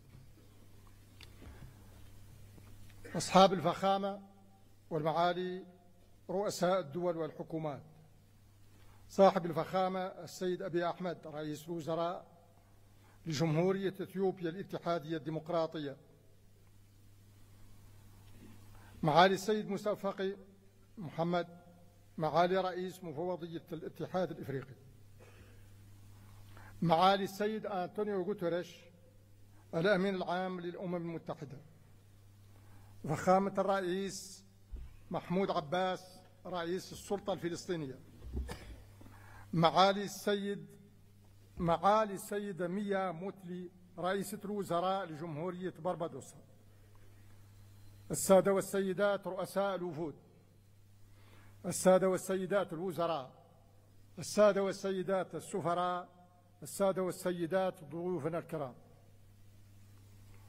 أود بداية أن أتوجه بجزيل الشكر للحكومة والشعب الإثيوبيين على ما اتخذوه من إجراءات لتسهيل التنظيم لمحكم لقمتنا هذه، وعلى ما أحطنا به ونحاط به دائما من عناية فائقة وكرم ضيافة أصيل في هذه المدينة العريقة، موطن ميلاد منظمتنا التي تشكل التعبير المؤسسي الأسمى عن طموحات الآباء المؤسسين وتطلعات شعوبنا الإفريقية إلى قيام إفريقيا موحدة آمنة مستقرة ومزدهرة. كما يطيب لي أن أجدد الشكر لإخوتي رؤساء الدول والحكومات الإفريقية على ما شرفوني به من رئاسة الاتحاد الإفريقي برسم السنة المنصرمة، مقدرا لهم ما منحوني إياه من قوي الدعم ودائم المساندة خلال تأديتي لهذه المهمة الجليلة. وأتوجه بنفس الشكر الجزيل إلى رؤساء الدول والحكومات والهيئات الدولية الذين حضروا بدعوة منا ليشاركونا هذا الحدث السنوي الهام في بداية سنة 2025 التي تؤشر لحقبة تحمل الكثير من الشكوك والقلق والتساؤلات.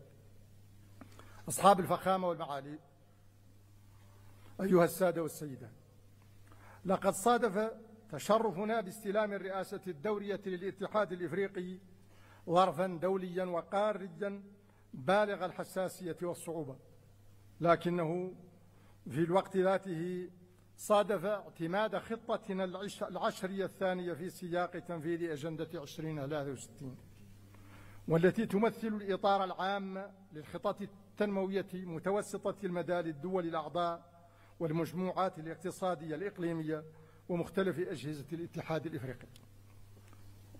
وفي اعتماد هذه الخطة العشرية دلالة جلية على صلابة إرادتنا المشتركة في تحقيق تطلعات شعوبنا إلى قيام إفريقيا التي نريدها جميعا، مهما كثرت العوائق ومهما عظمت التحديات، وإنها بحق لعظيمة. وقد كنت أوان تسلم قيادة الاتحاد الإفريقي على أتم الوعي بحجم المهمة وحساسية الظرف. فعالمنا اليوم تتصاعد فيه الأزمات المتنوعة، وتتسع فيه فضاءات التنازع، وتتكاثر بؤر التوتر بشكل هز علاقات الدول بعضها ببعض، كما هز القيم والمبادئ التي تأسس عليها النظام الدولي منذ نهاية الحرب العالمية الثانية. فبعد فترة من الهدوء ومن انتعاش المنظمات الدولية ومن الإيمان بعالم أكثر سلاما، تصدعت المرجعيات وتلاشت الآمال بعضها تلو البعض الآخر، وبدأت إعادة صياغة تدريجية للنظام الدولي بنحو لم تتضح بعد معالمه ولا مآلاته. ومنذ سنوات لم تتوقف مع الأسف إراقة الدماء، ووجد الكثير من الناس أنفسهم في وضع إنساني استعجالي. وعرف العالم مستوى من العنف والهمجية لم يشهد له نظيرا منذ الحرب العالمية الثانية، وفيما تعرضت وتتعرض له فلسطين المحتلة أوضح مصداق على ذلك. ويعقد هذا المشهد الدولي العام ويزيده قتامة ما فشى في قارتنا من حروب ونزاعات وعنف وتطرف وإرهاب. وإن لهذه الأزمات كلها القاري منها والدولي تأثيرا سلبيا عميقا على الجهود الإنمائية لقارتنا الإفريقية، التي تتشابك فيها أصلا تحديات جسيمة من قبيل الفقر والبطالة وضعف المنظومات الصحية والتعليمية وهشاشة البنية الاقتصادية عموما، ناهيك عن الآثار المدمرة للتغيرات المناخية وتفشي الإرهاب والنزاعات المسلحة التي تنسف الأمن والاستقرار وتفكك الأنسجة الاجتماعية وتلحق بالغ الضرر بالظروف المعيشية للسكان. وقد التزمنا في خطاب اختتام الدورة 37 لمؤتمر رؤساء الدول وحكومات الاتحاد الإفريقي بالعمل بجد على رفع مختلف هذه التحديات. فعملنا طوال فترة ولايتنا في احترام تام لنظم الاتحاد ولتناسق تناغم مؤسساته، وكذلك في انسجام كلي مع المفوضية والجماعات الاقتصادية الإقليمية والآليات الإقليمية، على مواصلة وتعزيز جهود السلام وحل النزاعات بالطرق التفاوضية السليمة، بدعمنا مثلا الجهود القيمة التي يقوم بها صاحب الفخامة دينيس ساسو نغيسو على رأس لجنة الاتحاد الإفريقي رفيعة المستوى حول ليبيا، وبالاتصال المنتظم مع صاحبي الفخامة بول كاغامي وفيليكس تشيكيسيدي، سعيا منا إلى وقف العنف والنزاع في جمهورية الكونغو الديمقراطية، وكذلك باحتضاننا في الجمهورية الإسلامية الموريتانية في 18 من دجنبر 2024 أعمال الاجتماع التشاوري الثالث لتعزيز تنسيق مبادرة جهود السلام في السودان، وباستقبالنا الفريق أول عبد الفتاح البرهان رئيس مجلس السيادة الانتقالية في السودان يومي 13 و 14 يناير 2025 في نواكشوط، للتداول معه حول ضرورة وقف أعمال العنف في السودان وصون سلامة شعبه وحوزته الترابية. وعلى الرغم من جهود الاتحاد والمجموعات الإقليمية وآحاد الدول الأعضاء، لا يزال قيام السلام الشامل والمستديم بقارتنا هدفا ينتظر التحقق. وإنني إذ أدعو إلى تنفيذ القرارات الجريئة التي اتخذتها قمة مالابو الاستثنائية في مايو 2022 لمعتقد حقا بضرورة مساءلة هيكل السلم والأمن الإفريقي في اتجاهات 4: التناغم واستدامة التمويل والتفعيل والشمول، وكذلك من حيث ملائمته لطبيعة التحديات الأمنية الراهنة والتغيرات اللادستورية الطارئة. فمن شأن ذلك أن يتيح لنا فرصة استكشاف أساليب أكثر نجاعة في مواجهة تحدي السلام والأمن والاستقرار بإيجاد الآليات المناسبة التي تمكن من الحل السلمي للنزاعات، وهو ما يشكل في الوقت ذاته واجبا أخلاقيا ومسؤولية جماعية. ونحن في هذا السياق بحاجة لجهود كل منا وجهودنا مجتمعين في هبة عامة ضمن جهد جماعي منسق وشامل لرفع هذا التحدي. أصحاب الفخامة والمعالي، أيها السيدات والسادة، لقد أولينا بالغ العناية للأجندة التنموية طوال مأموريتنا بسعينا المستمر لحشد المزيد من التمويلات لتلبية الحاجات التنموية القارية المتعاظمة، وذلك من خلال تنظيمنا أو مشاركتنا في العديد من القمم. فقد نظمنا مع صاحب الفخامة السيد ويليام صامويل بروتو في إبريل 2024 قمة نيروبي لدعم دورة التمويل 21 للمؤسسة الدولية للتنمية، وعززنا عملية الدعم هذه مع صاحب الفخامة ألسن وترا أثناء القمة الاقتصادية رفيعة المستوى التي انعقدت بأبيجان أكتوبر 2024، ومثلت لحظة هامة في عملية التجديد 21 لموارد هذه المؤسسة. وقد أسفرت جهود الدعم والمناصرة هذه عن تجديد موارد المؤسسة الدولية للتنمية بمستوى غير مسبوق وصل 100 مليار دولار. كما شاركنا في أعمال القمة الإفريقية الكورية، وحصلنا خلالها على زيادة كبيرة في الأموال الكورية الموجهة نحو المساعدة الإنمائية، والتي ارتفع حجمها بالنسبة لإفريقيا من 5.5 مليار دولار إلى 10 مليارات دولار، علاوة على مبلغ 14 مليار دولار مخصصة لتمويل الصادرات دعما للشركات المستثمرة في قارتنا. ينضاف لذلك ما أسفرت عنه النسخة الرابعة من قمة التعاون الصيني الإفريقي على مستوى الرؤساء من إعلان تخصيص جمهورية الصين الشعبية 50 مليار دولار لدفع عجلة التنمية في قارتنا.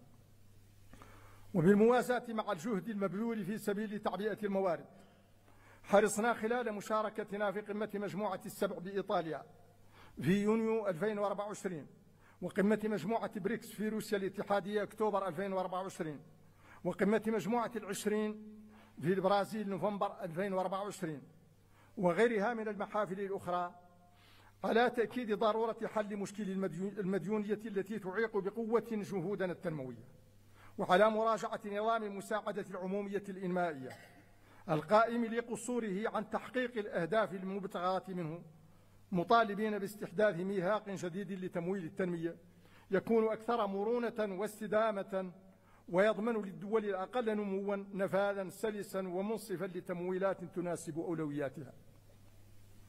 كما دأبنا على المطالبة بتحسين تمثيل القارة في المؤسسات المالية المعددة الأطراف لضمان مراعاة حاجاتها الإنمائية الملحة في الأجندة التنموية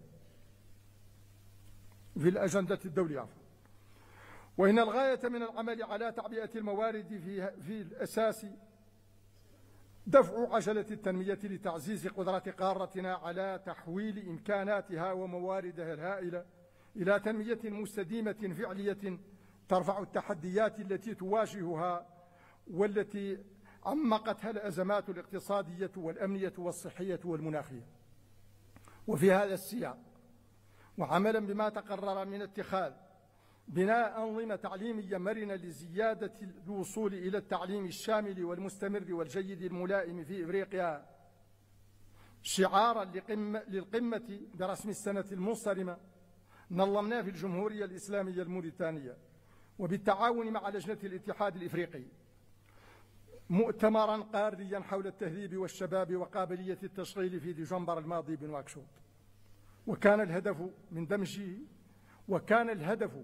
من دمج التعليم والشباب وقابلية التشغيل في إشكالية واحدة، التركيز على فئة تشكل ثلثي سكان القارة، فئة الشباب المعرضة لمخاطر البطالة والعنف والتطرف والانحراف وللهجرة غير النظامية كما لهجرة الأدمغة.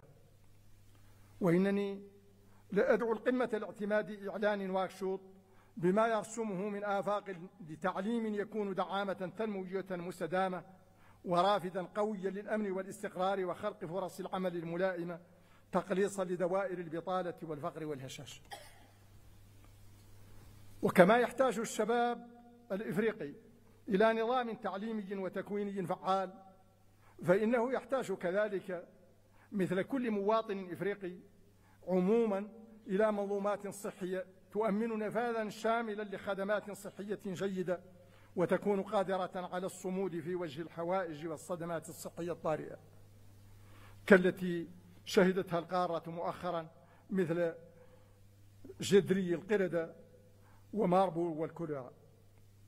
وأود في هذا المقام التنويه بالإدارة الاستباقية التي واجه بها المركز الإفريقي لمكافحة الأمراض والوقاية منها في إفريقيا ما استجد مؤخرا من صدمات صحية مفاجئة، مهنئا الدكتور جان كاسيا وفريقه على العمل الرائع الذين يقومون به في هذا الإطار. وسأتشرف اليوم أمامكم بتقديم تقرير مفصل بهذا الخصوص بحول الله وقوته. أصحاب الفخامة والمعالي، أيها السادة والسيدات، انسجاما مع إعلان داكار حول السيادة الغذائية ومع الوثيقة المنبثقة عن قمة إفريقيا والولايات المتحدة، نظمنا قمتين استثنائيتين في سبيل تعزيز المنظومات في قبيل تعزيز المنظومات الزراعية. انعقدت أولاهما في نيروبي في مايو 2024 وتعلقت بصحة التربة والأسمدة، والثانية في يناير 2025 بكامبالا خصصت لبناء أنظمة زراعية غذائية مرنة ومستدامة في إفريقيا، واعتمدت خلالها استراتيجية وخطة عمل التنمية الزراعية الشاملة في إفريقيا للفترة 2026-2035.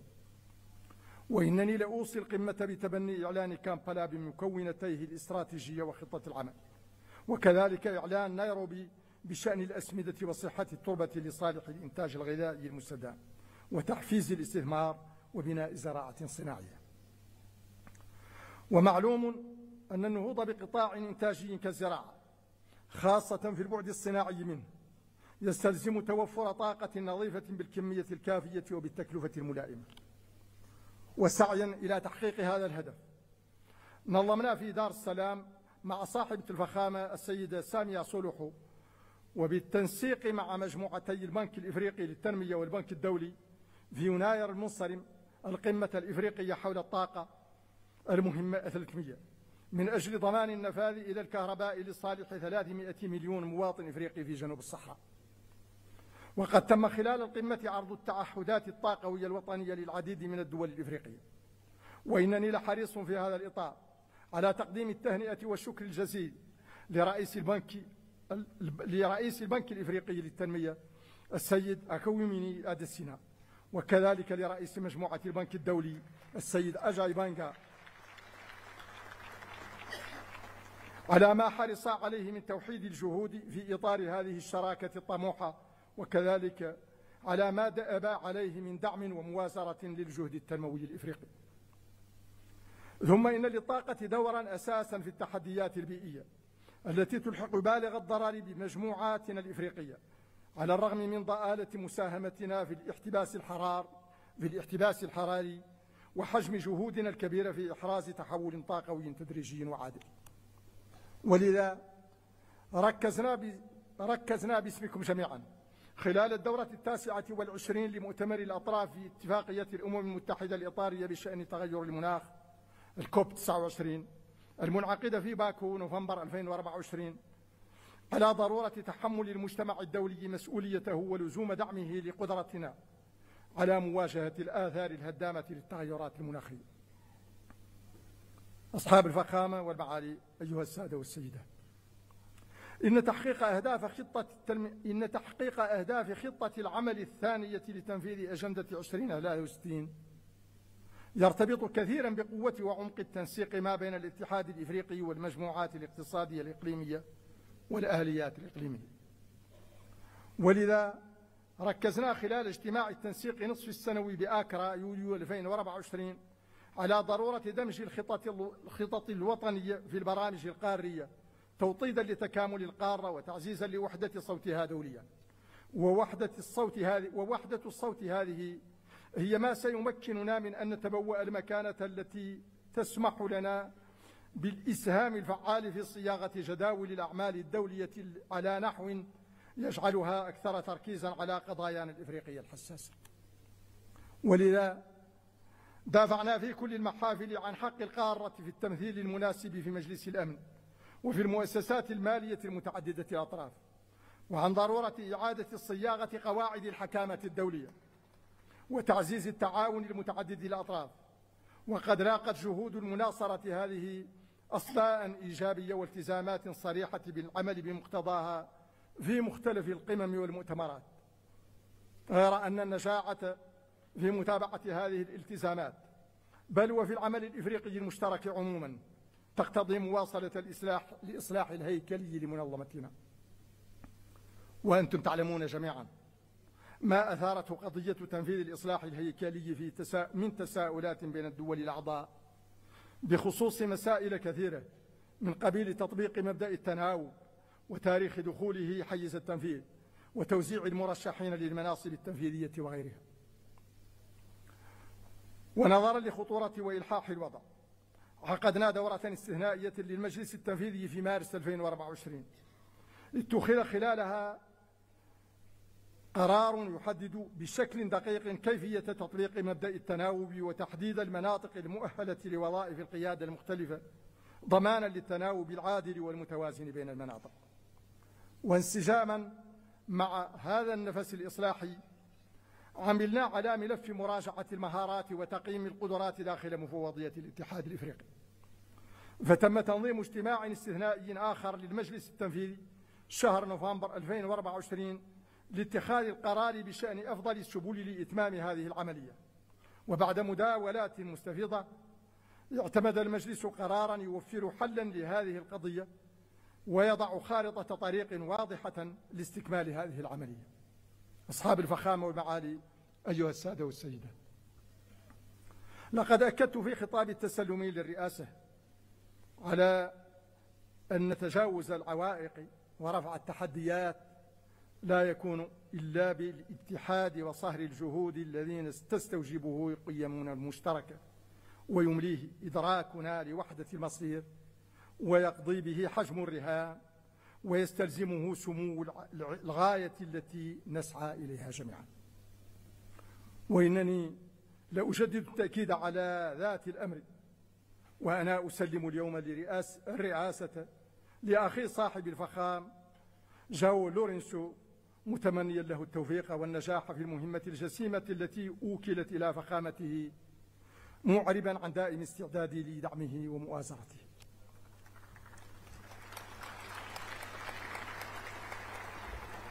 ولا يفوتني هنا أن أعرب عن عظيم تقديري لأخي مسافق محمد رئيس مفوضية الاتحاد الإفريقي، مشيدا بخصاله القيادية وشاكرا له دعمه الدائم ومساندته القيمة طيلة هذه المأمورية، ومتوجها بذات الشكر والتقدير لكافة أفراد المفوضية ومختلف أجهزة الاتحاد.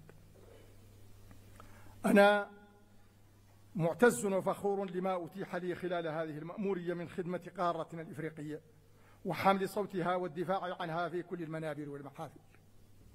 وإنني أختم هذه المأمورية وأنا أعمق إيمانا بقدرة قارتنا الإفريقية على تحقيق أهداف الأجندة 2063 وأقوى عزما وإرادة على المشاركة الفعالة في ذلك.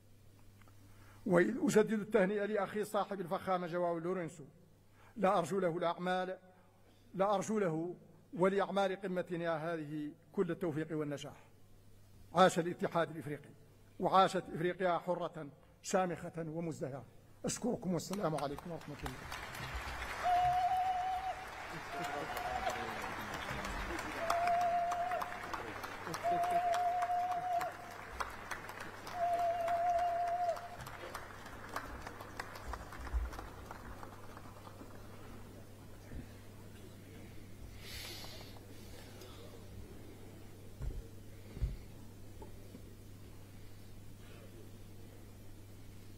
شكرا فخامة الرئيس على كلمتكم. Excellencies, ladies and gentlemen, now allow me to invite His Excellency Ambassador Yusuf Mundoha Asumani, Ambassador of the Union of Comoros to Ethiopia and Permanent Representative to the African Union, Dean of the African Ambassadors in Ethiopia, to introduce the new Bureau of the African Union Assembly for this session. Your Excellency.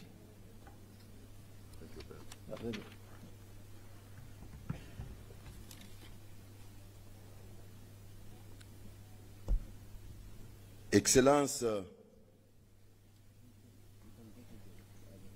Mohamed Ould Shah Al-Ghazouani, président en exercice de l'Union africaine et président de la République islamique de Mauritanie,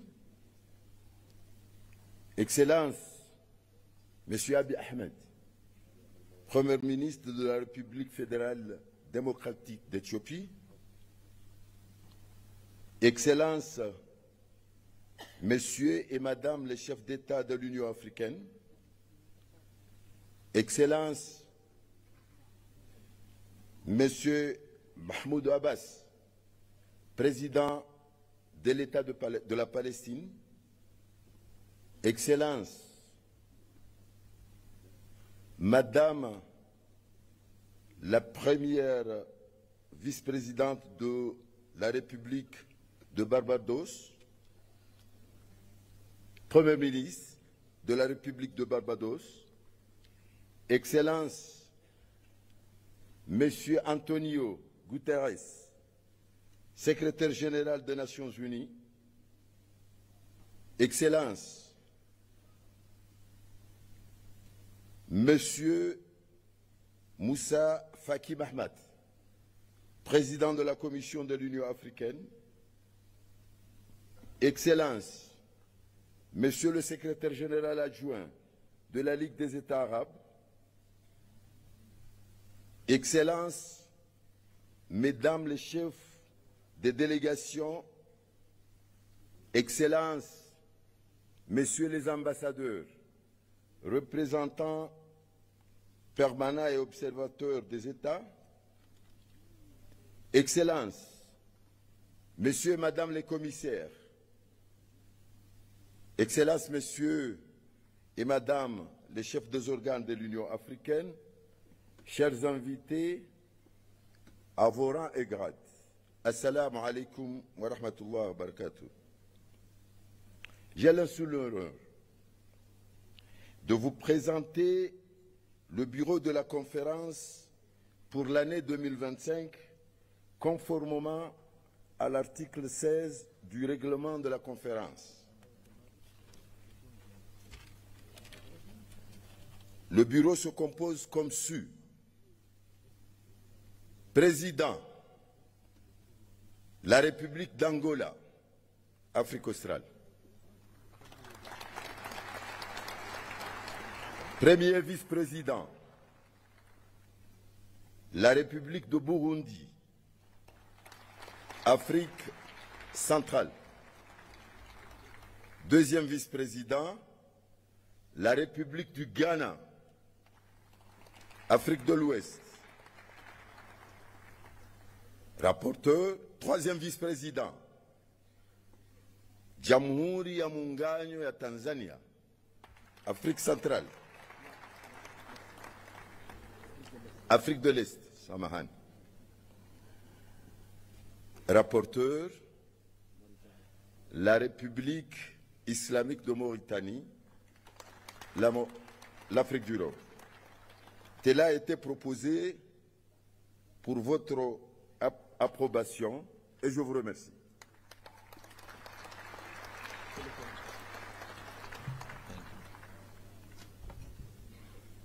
Thank you, Your Excellency, and congratulations for the new elected Bureau.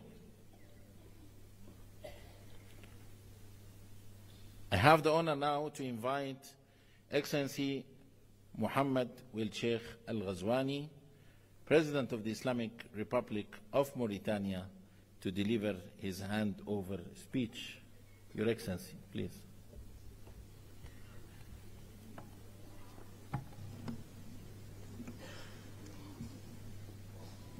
Je voudrais remercier mes chers collègues chefs d'État et de gouvernement, membres de la conférence, de m'avoir porté à la tête de l'Union africaine comme président en exercice au titre de l'année 2024-2025. Durant cette période, nous avons ensemble œuvré à faire avancer l'agenda du développement et de l'intégration de l'Afrique. Je tiens à vous remercier pour le soutien et vous remercier pour l'accompagnement sans faille qui ont contribué au succès de la Mauritanie et de l'Afrique dans l'exécution de cette noble tâche. Et je vais vous demander de me permettre maintenant d'inviter mon frère, le président João Lourenço, pour la passation du témoin et lui souhaite beaucoup de succès et de réussite. Je vous invite, Monsieur le Président. Thank you, Your Excellency. And now I have the honor to welcome His Excellency João Manuel Lourenço, President of the Republic of Angola, the new chairperson of the African Union, for the handover ceremony in the High Table. You are welcome, Your Excellency.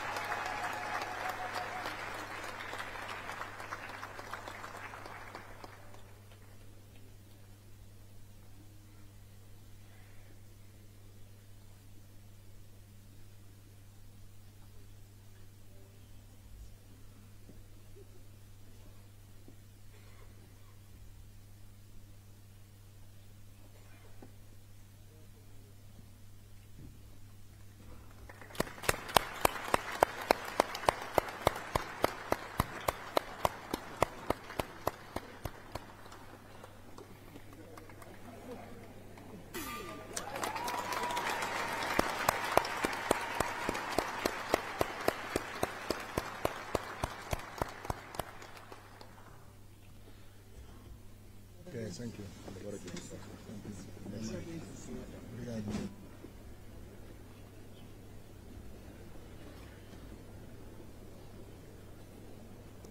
Congratulations, Your Excellency. Allow me now to call His Excellency João Manuel Lourenço, President of the Republic of Angola, Chairperson of the African Union, to deliver his acceptance speech. Your Excellency.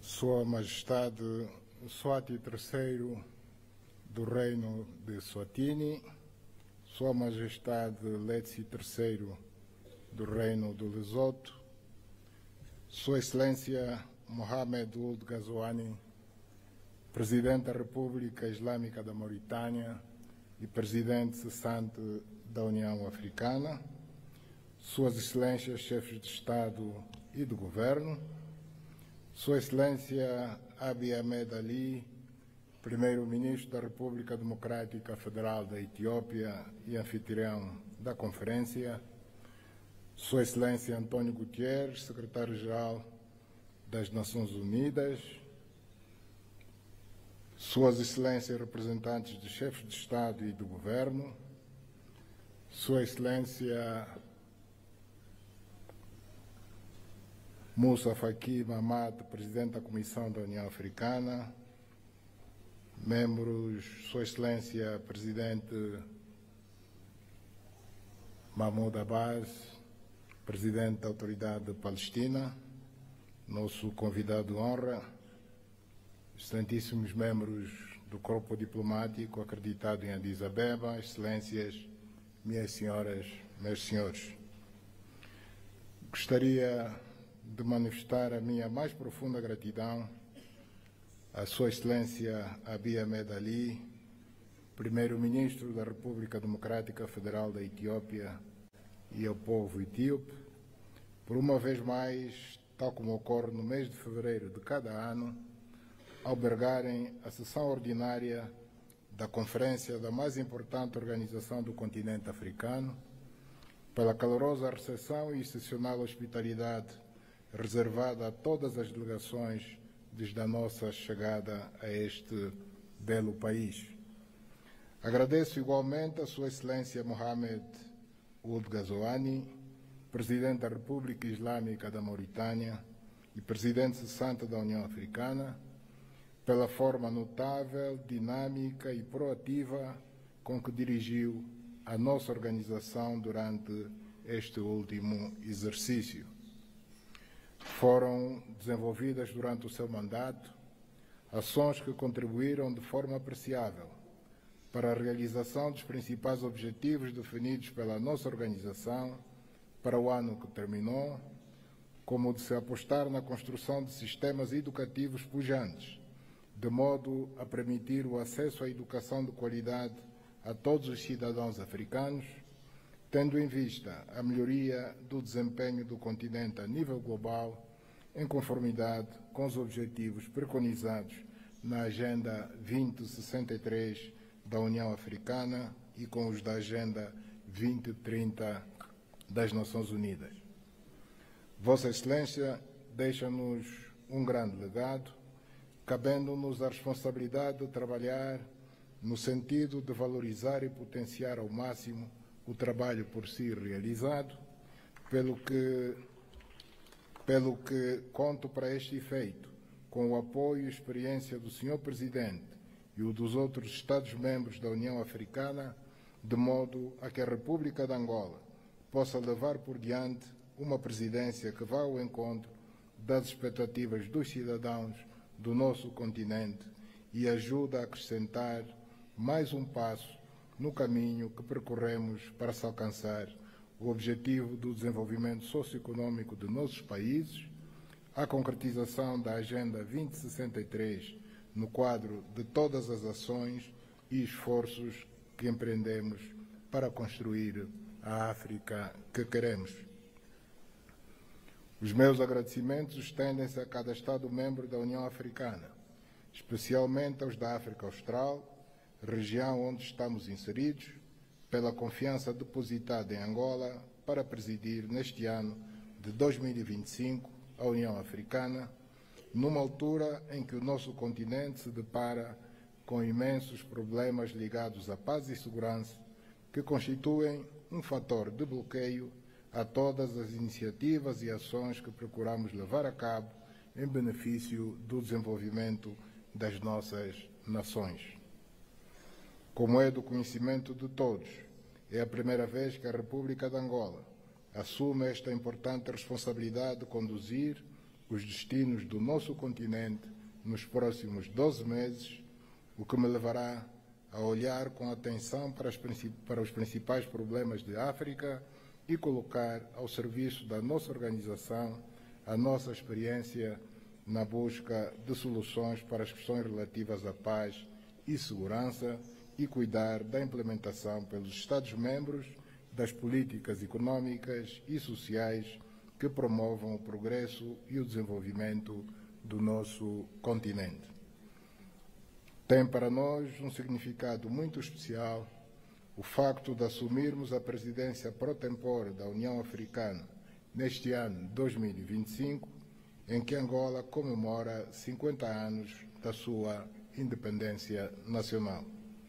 Excelências, minhas senhoras, meus senhores, no decurso desta conferência serão debatidas questões de grande relevo para a organização, funcionamento e crescimento da União Africana, bem como para a operacionalização de um modo prático da questão relativa à justiça para os africanos e os afrodescendentes por meio de reparações, que constitui o lema escolhido para este ano e também o que Angola elegeu para a sua presidência, que está centrado na importância do investimento nas infraestruturas como fator de desenvolvimento da África.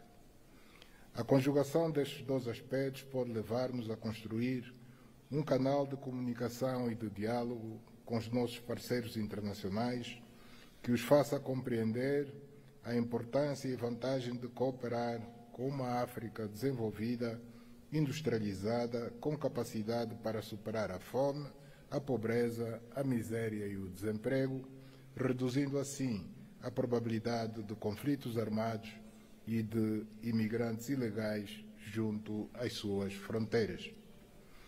Teremos a oportunidade de abordar estas questões na 4ª Conferência Internacional sobre o Financiamento para o Desenvolvimento, a ter lugar em Sevilha, Espanha, de 30 de junho a 4 de julho do corrente ano, por constituir uma oportunidade histórica para se redefinirem as regras de financiamento global baseadas na justiça econômica e na inclusão. Tendo em conta os compromissos assumidos em conferências anteriores, mas nem sempre cumpridos, designadamente o Consenso de Monterrey, a Declaração de Doha e a Agenda de Ação da Addis Abeba, a 4ª Conferência de Sevilha, visa responder aos desafios persistentes que se verificam no financiamento para o desenvolvimento e favorecer a adoção de soluções inovadoras e eficazes.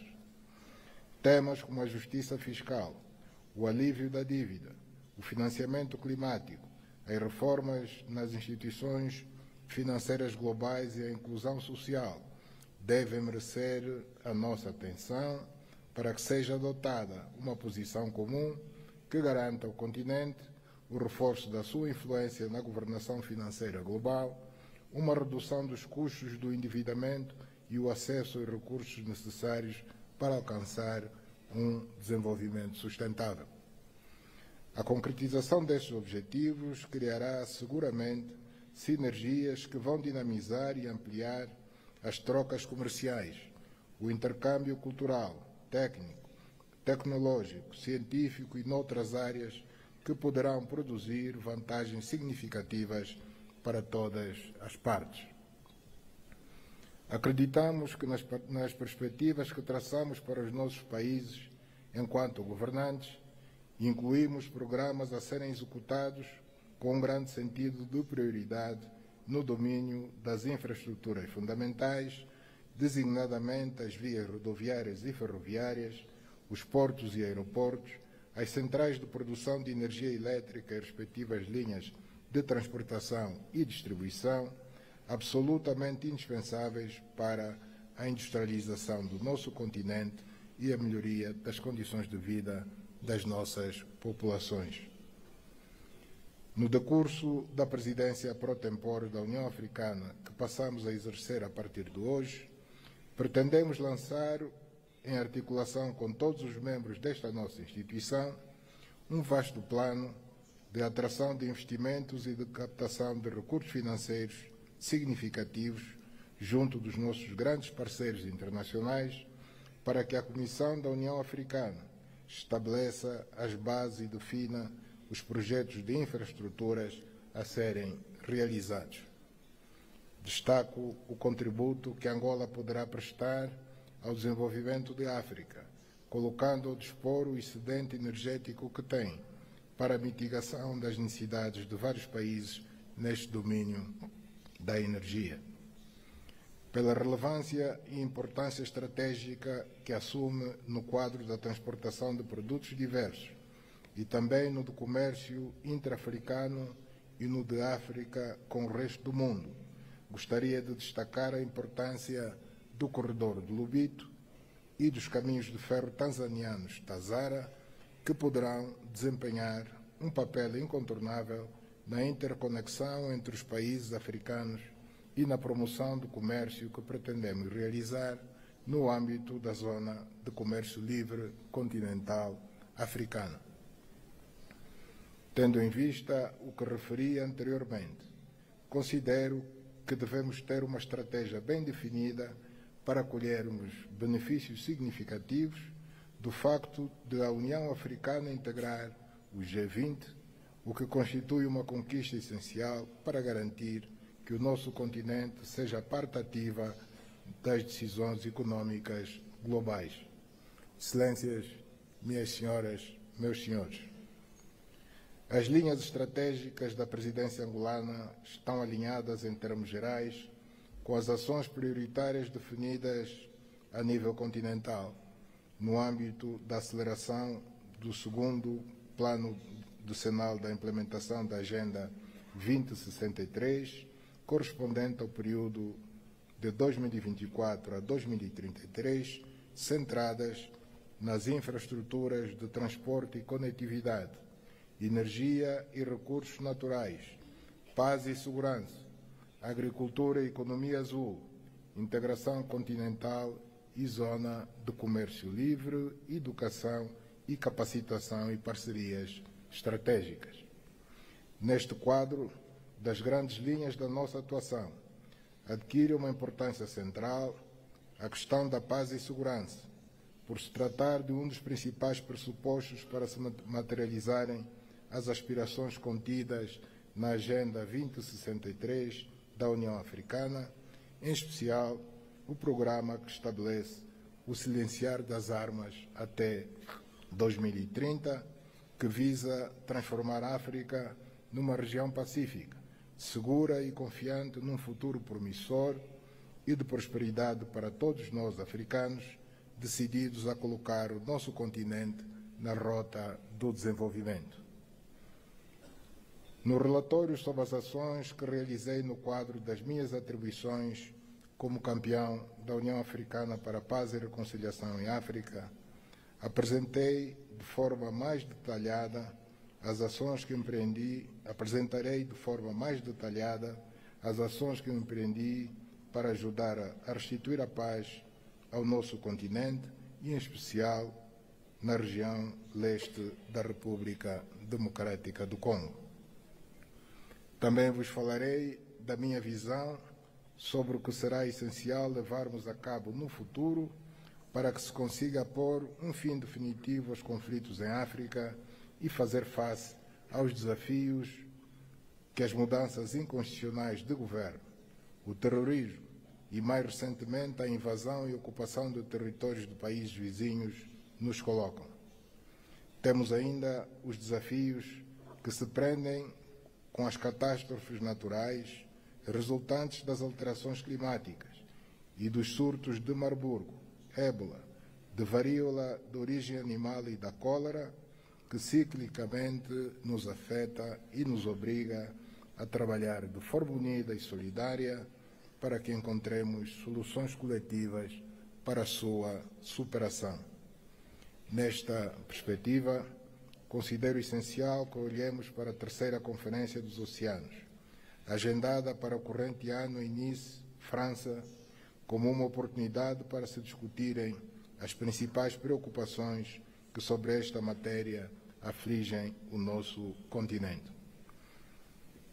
Tendo mais de 30 países costeiros, o continente deverá ter como objetivos a proteção dos ecossistemas marinhos, promover uma economia azul sustentável e intensificar as ações contra a pesca ilegal, a poluição marinha e as alterações climáticas, que são, na verdade, desafios gigantescos a que temos de fazer face permanentemente.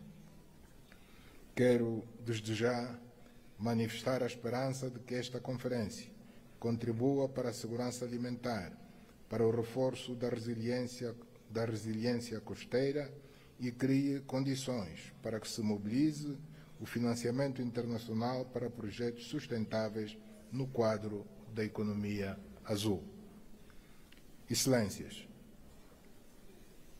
neste ano da presidência angolana, vamos trabalhar em coordenação com a Comissão da União Africana para mobilizar maiores recursos financeiros por via do reforço da cotização de cada Estado-membro, para que possamos, assim, dotar-nos dos recursos necessários à realização de projetos e programas a nível continental, reduzindo, assim, a nossa dependência relativamente ao financiamento externo. Excelências, minhas senhoras, meus senhores, estamos a viver um ambiente internacional extremamente desafiante, em face dos nefastos efeitos dos conflitos que o continente enfrenta, bem como dos que vive o leste da Europa e a região do Médio Oriente. Apesar disso, temos a plena convicção de que, se conjugarmos esforços e unirmos as nossas forças, conseguiremos ultrapassar estes grandes desafios e construir a África com que sonhamos, e com uma voz cada vez mais ativa na abordagem dos grandes problemas que afligem a humanidade. É neste contexto que considero que devemos continuar a agir como um só corpo, no sentido de que as Nações Unidas se tornem mais inclusivas e alinhadas com os desafios e oportunidades de hoje, devendo a reforma do Conselho de Segurança continuar a ser uma prioridade fundamental para o nosso continente, pelo que é importante que reafirmemos o nosso compromisso com o consenso de Esulwini e a declaração de Sirte de 2005 a favor de 2 lugares de membros permanentes com o direito de veto e outros privilégios inerentes. Excelências,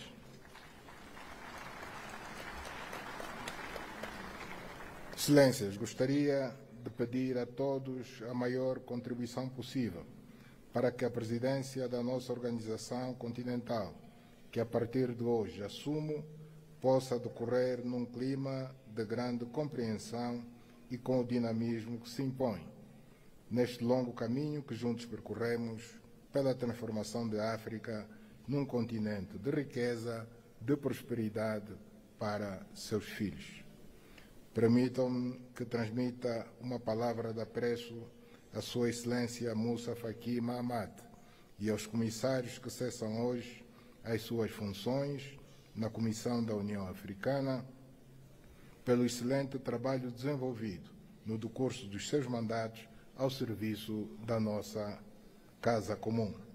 Desejo à nova liderança sénior da Comissão da União Africana muitos sucessos no desempenho das novas funções, enquanto apelamos para que o espírito pan-africano e os ideais dos pais fundadores continuem a guiar o futuro da nossa organização continental. Declaro que aceito passar a exercer, a partir de hoje, as funções de presidente pro tempore da União Africana e que as lágrimas que derramamos hoje pela perca do grande filho de África, Samu Yoma, se transformem na força que nos vai fazer superar todos os desafios que temos pela frente. Muito obrigado pela atenção.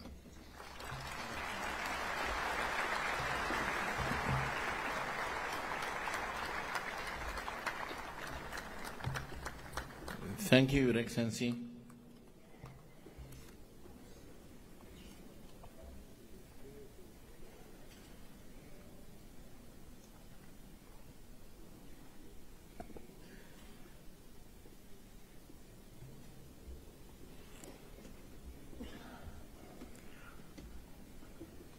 Excellencies, ladies and gentlemen, in introducing the theme of the year 2025, Justice for Africans and People of African Descent through Reparations, it is now with great honor that I welcome Her Excellency Dr. Monique Nzanza Baganwa, the Deputy Chairperson of the African Union Commission, who will share her introductory remarks. Your Excellency.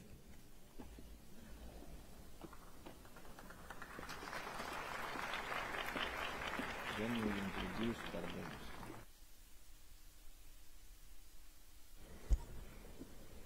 Thank you. Your Excellency, the Chairperson of the African Union, Your Majesties, Excellencies, Heads of State and Government, Your Excellency and dear brother, the Chairperson of the African Union Commission, ladies and gentlemen, in the interest of time, allow me to stand on already established protocol.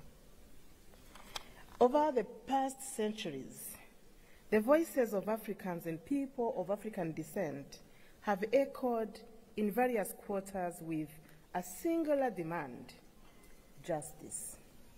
Justice for the millions who were forcibly uprooted from their homes. Justice for those whose lands were plundered, wealth stolen, and dignity were stripped away. And justice for the generations that continue to face economic, social, and political disenfranchisement stemming from historical wrongs. As I draw my term in office as Deputy Chairperson of the African Union Commission to an end soon, a unique opportunity is offered to me and one of my teams, SIDO, to introduce to you the 2025 theme of the year, Justice for Africans and People of African Descent through Reparations. As we embark on this journey in 2025, we are guided by the words of the eminent Pan-Africanist Kwame Nkrumah, who declared, and I quote, "We face neither east nor west. We face forward." The African Union's Agenda 2063 envisions a continent that is integrated, prosperous, and driven by its own citizens, a continent that is peaceful. The strength of this Africa has always been in its unity and resilience. At this moment, we stand at the precipice of history, and together we shall pave the way for a more just and dignified future for Africa, the CARICOM, and Africa's global diaspora at large.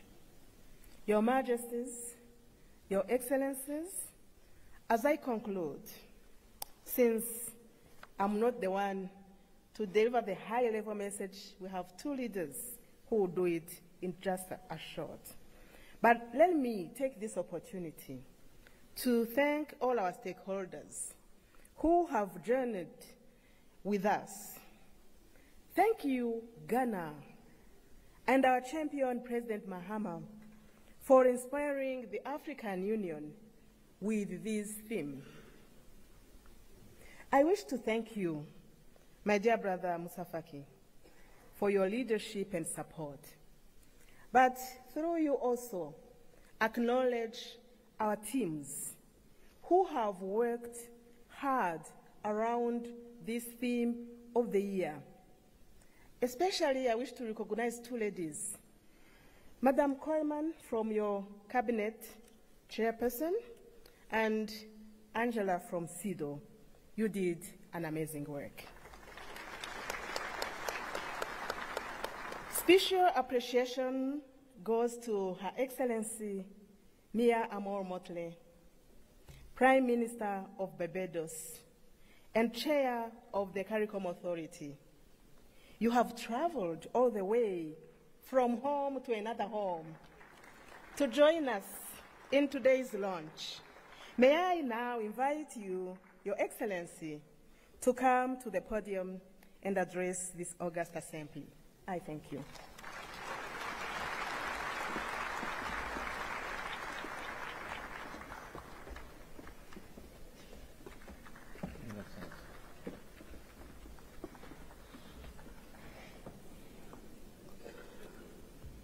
Thank you very much, Madam Chairperson. Your Excellencies, and may I start, Chairperson of the African Union, President of Angola, Your Excellency, Prime Minister of the Federal Democratic Republic of Ethiopia and our host, Dr. Abiy Ahmed, Your Excellency, outgoing Chairperson of the African Union and President of the Islamic Republic of Mauritania, Your Majesties, Your Excellencies, Heads of State and Government of the African Union and First Ladies present, Your Excellency, the President of the Palestinian Authority, Your Excellency Antonio Guterres, Secretary General of the United Nations, Your Excellency Musa Faki Mohammed, Chairperson of the African Union Commission, Your Excellencies, former heads of state and heads of government of the African Union, distinguished delegates,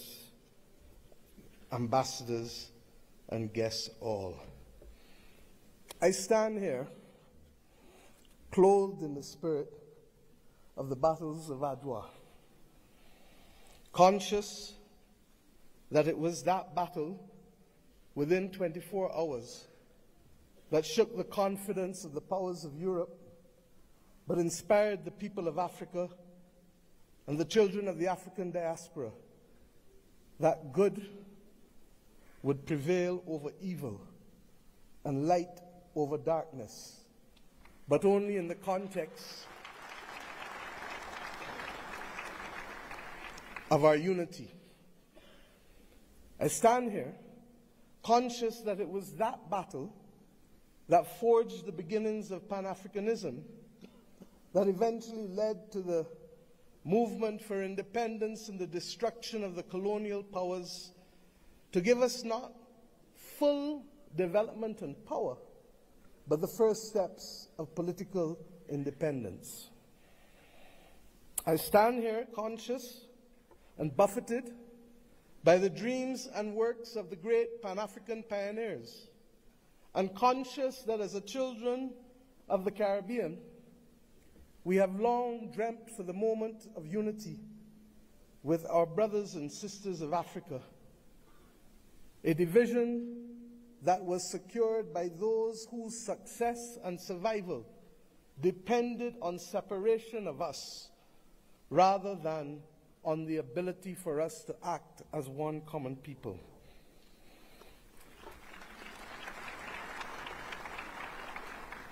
Our relationship, you can say, was embryonic, but regrettably, as long as it has been and as related as we have been, it has been sporadic. And it is up to us, as the children of independent states, to determine whether the history of separation shall be our future, or whether the spirit of Adwa can be our inspiration to confront the challenges of a new world.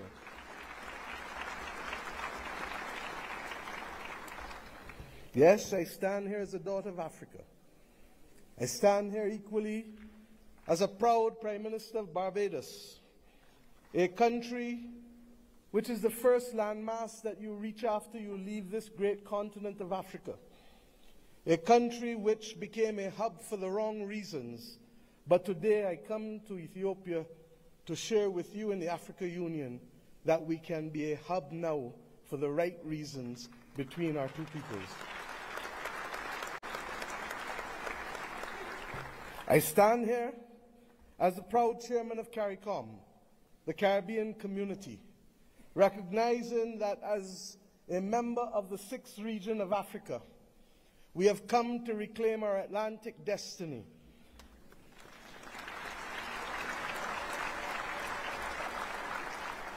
We have come to ensure that the very futures of our people are different and will not once again be determined by a middleman who will ensure that the Middle Passage is one that sees our people at the bottom of the ocean's floor of the Atlantic or in the fields of the plantations of the Caribbean, but instead that it will be a future that sees our people, hears our people, feels our people, and that will determine in future that it is we who shall forge the manner in which we cooperate, integrate, and invest, rather than simply being victims of a past history. I stand here equally as the chair of the V20, 70 countries across the world that are climate vulnerable, 40% of whom come from this great continent of Africa, recognizing that it is only through unity that we can confront the existential crisis of our generation, that of the climate crisis. The Secretary General of the United Nations has already laid out, ably so, many of the iniquities that we continue to face in spite of political independence. It was His Majesty Haile Selassie who popularized and told us that there shall be no first-class or second-class citizens, words popularized by Bob Marley, learnt by all of our people without appropriately recognizing the context in which he spoke and the mission which must be ours for generations until it is achieved.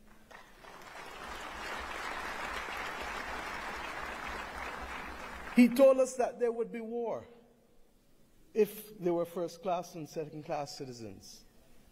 He told us that there would be war if the color of our skin was more significant than the color of our eyes. And we see here in the continent the continued descent into conflicts born out of ethnicity differences, born out of a mad grab for resources, not invariably for our own benefit, but for the benefit of others who seek to use our people as pawns in the determination of their own future.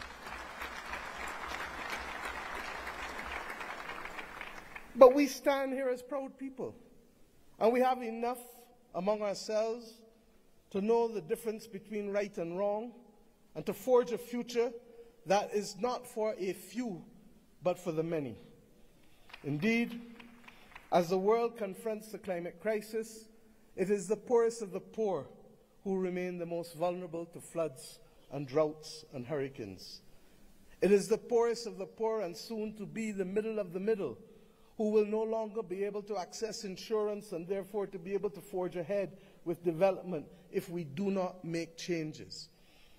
We have examples of a partnership that have worked for us, not just from the spirit of Adwa and the conquest and the rise of the Pan-Africanist movement in our history, but within recent times. During the COVID-19 pandemic, it was the African Union, under the leadership then of President Ramaphosa, and with the assistance of Dr. Tedros of the WHO, that recognized that the Caribbean, which was being marginalized by denial of access to basic therapeutics, basic medical equipment, to vaccines, that we should not be left as pariahs on the global landscape, but that our brothers and sisters in Africa would bring us through the Africa Medical Supplies platform to be able to ensure that we could secure for our own people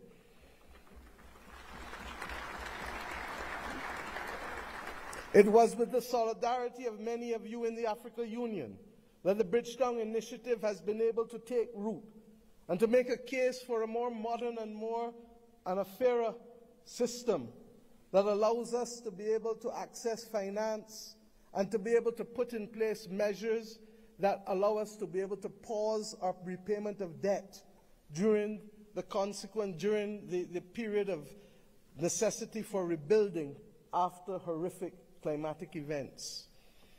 We have seen how partnership helps us. We do not need any more evidence. What is required of us is to lead the way to peace, to prosperity, and to justice. And the reparations which we call for the international community to be able to recognize, first and foremost, with that which we ask from each of our children. Say sorry. Say sorry. And mean it.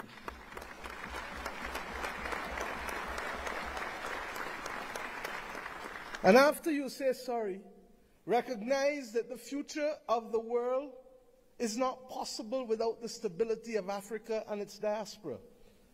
For as long as hypocrisy and double standards remain, it will be impossible to secure stability and peace in any nation across the earth. The reparations that we call for, beyond sorry, must be for fair access and development and compensation, because we each started the journey of independence with a chronic deficit. A deficit of resources, a deficit of fairness, a deficit of opportunity. And it is up to us, many of us in the second and third generation of independence, to be able to frame out fairly, in a mature conversation, what those reparations must look like if we are to attain justice and to inspire the young people of this world that good must always prevail over evil. But it is not only the reparations that we ask from the international community, because we ourselves must repair the damage that was foisted on us.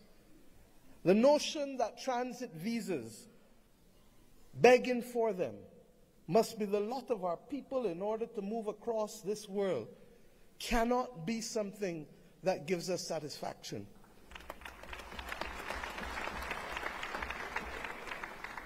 To go east and to go west, we are first forced to go north. It is not right.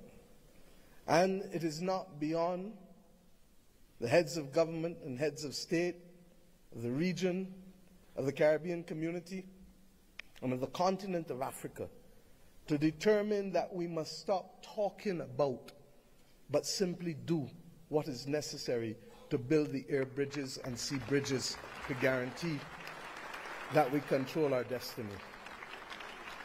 I ask us to reflect on this because it is this simple act, apart from our music and our culture and our food, that will guarantee that it is not simply heads of government and heads of state that will meet in Accra or Bridgetown, but it is ordinary people who will be able to trade and to move from the closest point of Dakar to the closest point of Bridgetown, to be able to open up the opportunities that technically ought to be available not just simply through the Africa Free Trade Area or the CARICOM single market and economy, but through the combined opportunities provided by both. I ask us equally to recognize that in an era where AI is threatening to redefine what humanity can do and even if we can survive, that it is not ours to be the victims once again of technology as we were with gunpowder, but it is for us to help shape the future of the world, because more often than not it is Africa and its people who have brought the humanizing forces to bear on civilization. And if we are to be the cradle of civilization, then we are to be the protectors of people and planet, of humanity, as we go forward. And some watching on may say, how? And I say, how not? How not does a continent that has 40% of the world's minerals not be in charge of helping to secure the destiny and stability of the planet? How not does the numbers of our two communities, who constitute a third of the world's states, not act in singular purpose to forge the kind of world that we want and to be able to ensure that the institutions that deny access to us, to hear our voices as reflective of the continent and of the small island developing states of the world, how do we not secure that admission, which is not only just, but a moral imperative if the world is to have stability in this 21st century? My friends, I ask you, how do we not secure this victory when 1 in every 5 and possibly 1 in every 4 persons on the planet will come from this continent and its diaspora? Those who lead today have a moral imperative, not just to our citizens in our own countries, but above all else, to unity.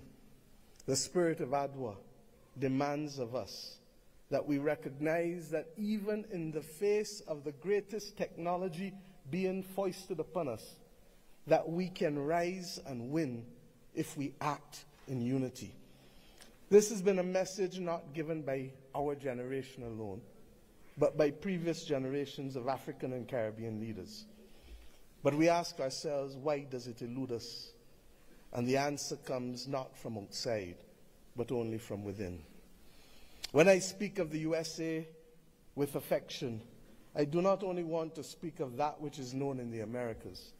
I want to speak about that which ought to have been possible if the 1884 Berlin talks did not take place. The possibility of the United States of Africa, which is as diverse as India, which is as diverse as China in terms of ethnicity and language and religion, but which is entirely possible if we see not ourselves first, but we see the unity of ourselves together. This may be the cry of a naive and romantic daughter of Africa. But if that is the case, I prefer to die being a naive and romantic daughter of Africa than one who is cynical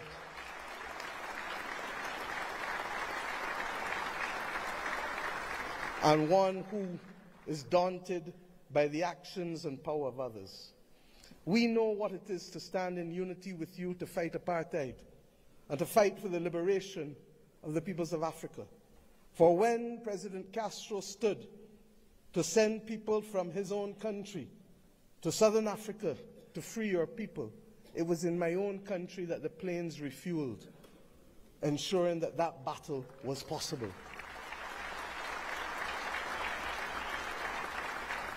And when 100 years ago, almost, a Barbadian man and woman left our nation and left the United States to come here, Arnold and Mignon Ford, he wrote the anthem and lyrics of the anthem of the United Negro Improvement Association, UNIA, and his wife dared to establish a co-educational school here in Ethiopia, ensuring that boys and girls could receive education in a time and at a time when war was dominating the global landscape. They chose to see light rather than darkness. I ask us today, in tangible terms, that will allow our people to travel, that will allow us to pool our investments to ensure that the people of Africa not be denied the electricity that is so necessary as a platform for participation in the new world. I ask us not only to pool that investment, but to also ensure that we pool our voices, because there is too much division in this world today. There is too much war and there is too much conflict. And we know what precipitates and causes that. If we leave Addis Ababa with the commitment that the world is not going to be safe without a prosperous and stable Africa, then we understand what is the moral imperatives we must undertake in each of our countries to secure that unity of purpose and to secure ultimately the saving of the people and planet. I ask you today to recognize that, and I thank Prime Minister Abiy Ahmed for agreeing that the first in-face summit of CARICOM and the Africa Union should take place here in Addis Ababa on the 7th of September of this year of our Lord.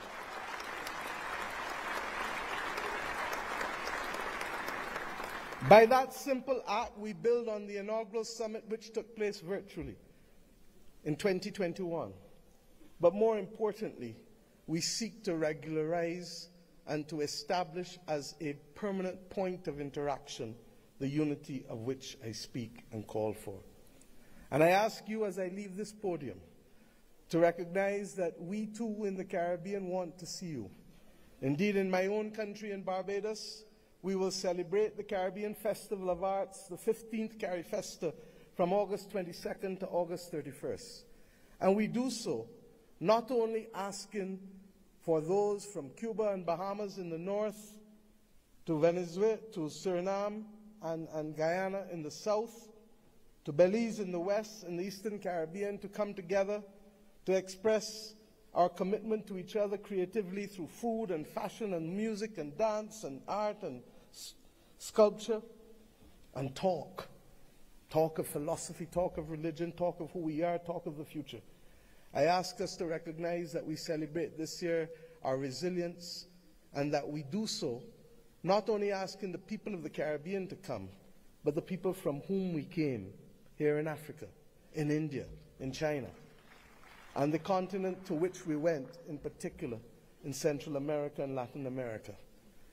This is our moment to show the world that we were not simply apostrophes to the history and the modern history of humanity, but that truly we are the ones who can level the playing field and to create the opportunities that will allow the world to see people, hear people, and feel people, and to value the planet and its biodiversity at the very time when it is greatest in crisis.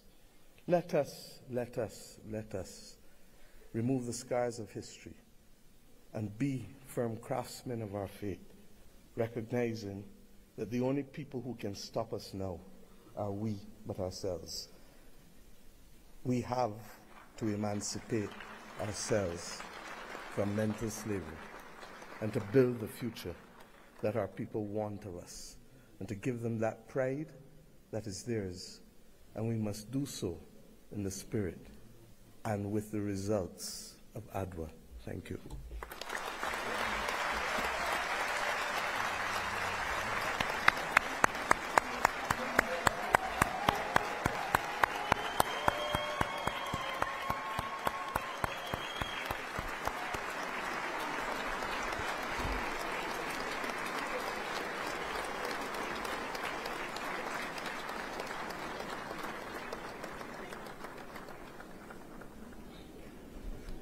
Thank you, Your Excellency, Prime Minister of Barbados, Chair of the Caribbean Community, CARICOM, for a global call for the African Union theme of year 2025.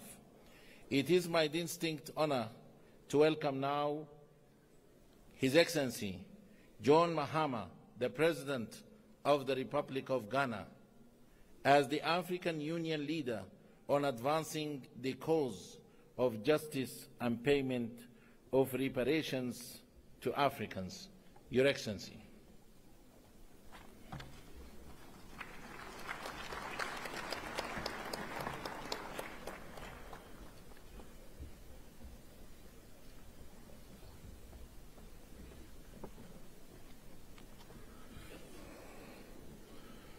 Thank you.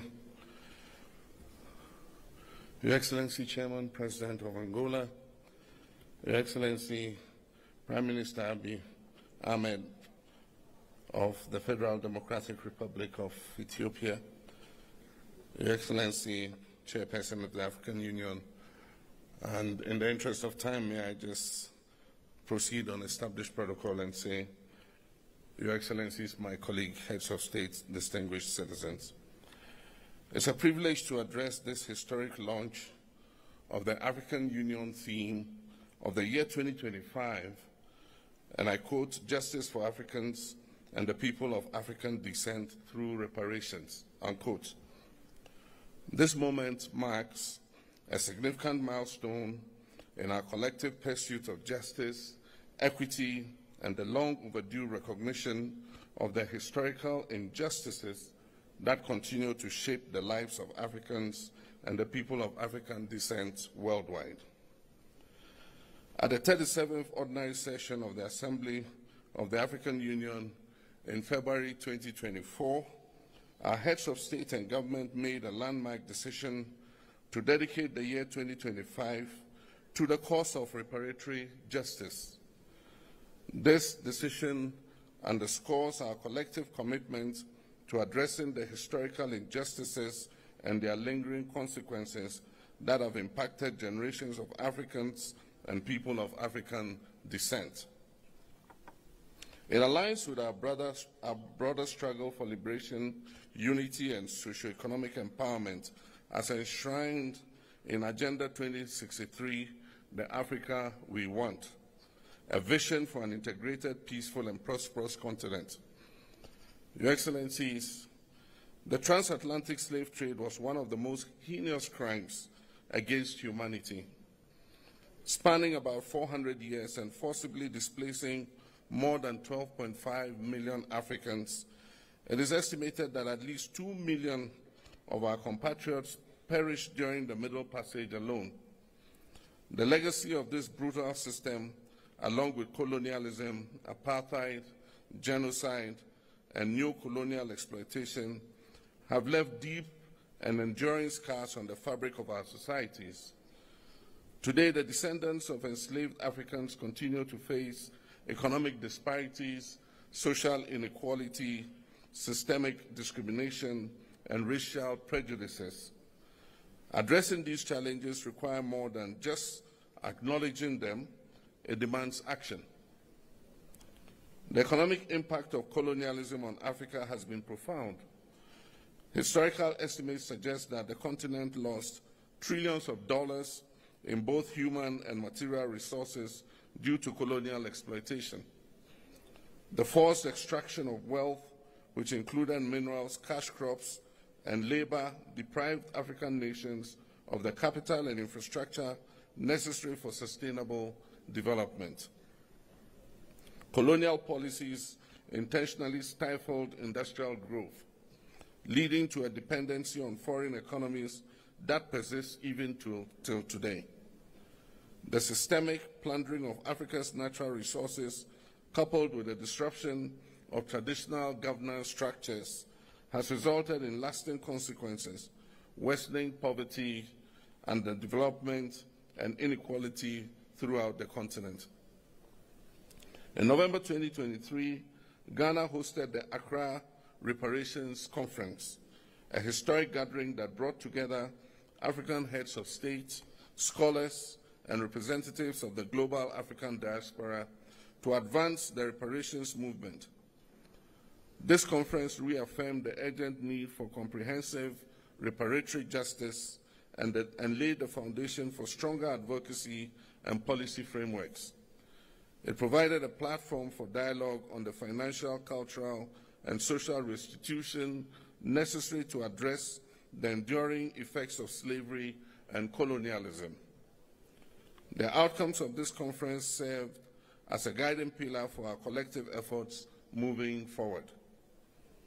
The 2025 AU theme of the year is therefore a call to galvanize efforts towards reparatory justice. It is an appeal to ensure that the dignity, rights, and well-being of Africans and their descendants are fully restored. Reparations involves not only financial compensation, but also restitution, rehabilitation, and guarantees of non-repetition for the abuse of fellow human beings. It is also about truth-telling, historical accountability, and the restoration of agency to those who have been marginalized for centuries. Your Excellencies, ladies and gentlemen, the call for reparations, while including, extends beyond financial redress to encompass addressing structural inequalities, ensuring educational and economic opportunities, reclaiming cultural heritage, and amplifying the voice of Africa and the diaspora communities on the global stage. Achieving justice requires multi-stakeholder collaboration. Today's pre-launch event serves as a crucial platform for concertedly rolling out constructive consultation, dialogue, and partnership. We welcome the participation of AU member states, regional economic communities, the global African diaspora, civil society organizations, academia, the private sector, and international partners in this transformative endeavor. The African Union Commission, in collaboration with key partners, have developed a concept note and revised the roadmap to guide the implementation of the reparations agenda. This initiative will further the aspirations of Agenda 2063, fostering an Africa that is self-reliant, just, and inclusive. Through this launch, we seek to, among other things, mobilize political will and commitment towards reparatory justice and racial healing, present and discuss the roadmap for implementing the 2025 theme of the year, foster partnerships among AU member states, diaspora communities, and like-minded international allies, engage stakeholders in resource mobilization efforts to support reparations initiatives across Africa, elevate awareness and advocacy to ensure sustained engagement beyond 2025, encourage dialogue and knowledge sharing among experts, policymakers, historians, and affected communities, and finally, to ensure an end to the culture of silence and denial on racism and colonialism. Your Excellency, the work ahead requires a unified voice, a clear strategy, and unyielding commitment. Today, we reaffirm our commitment to working together to develop policies and frameworks that will support reparation efforts across Africa and beyond. We must continue to advocate for stronger legal and institutional mechanisms at the national, regional, and international levels to ensure that reparatory justice for the historical trauma inflicted on global Africa is not just a conversation, but a reality. Your Excellencies, ladies and gentlemen, to conclude, I wish to express Ghana's unwavering support for this critical initiative. Let us seize this moment with the determination it deserves as we work together towards a future that is fair, that is just, and equitable for all Africans and people of African descent, and by natural extension, the uplifting of all humanity. I thank you.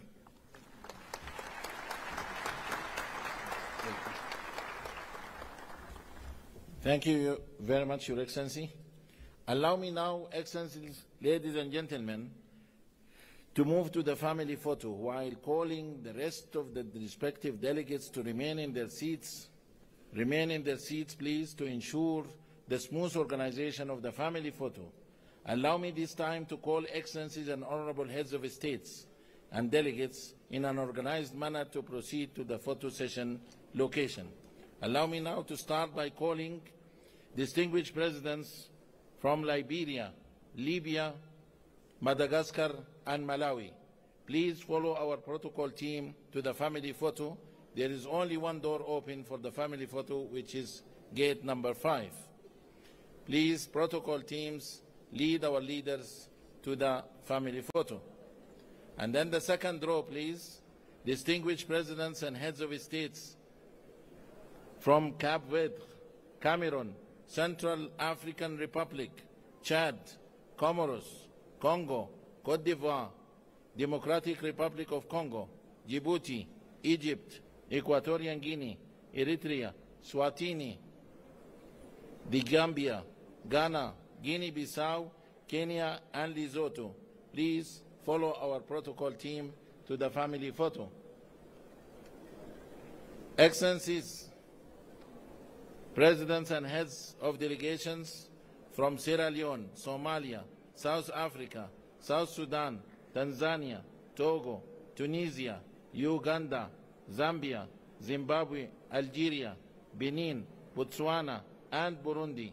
Please follow our protocol team to the photo session location. Honorable presidents and heads of delegations from Mauritania, Mauritius, Morocco, Mozambique, Namibia, Nigeria, Rwanda, Sahrawi Republic, Sao Tome and Principe, Senegal, Seychelles, please follow our protocol team. Excellency Prime Minister of Barbados. They went? Okay.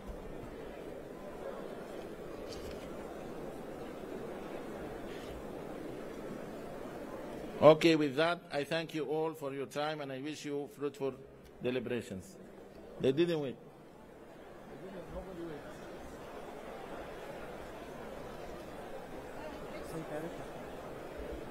Yes. They will change. I have my team.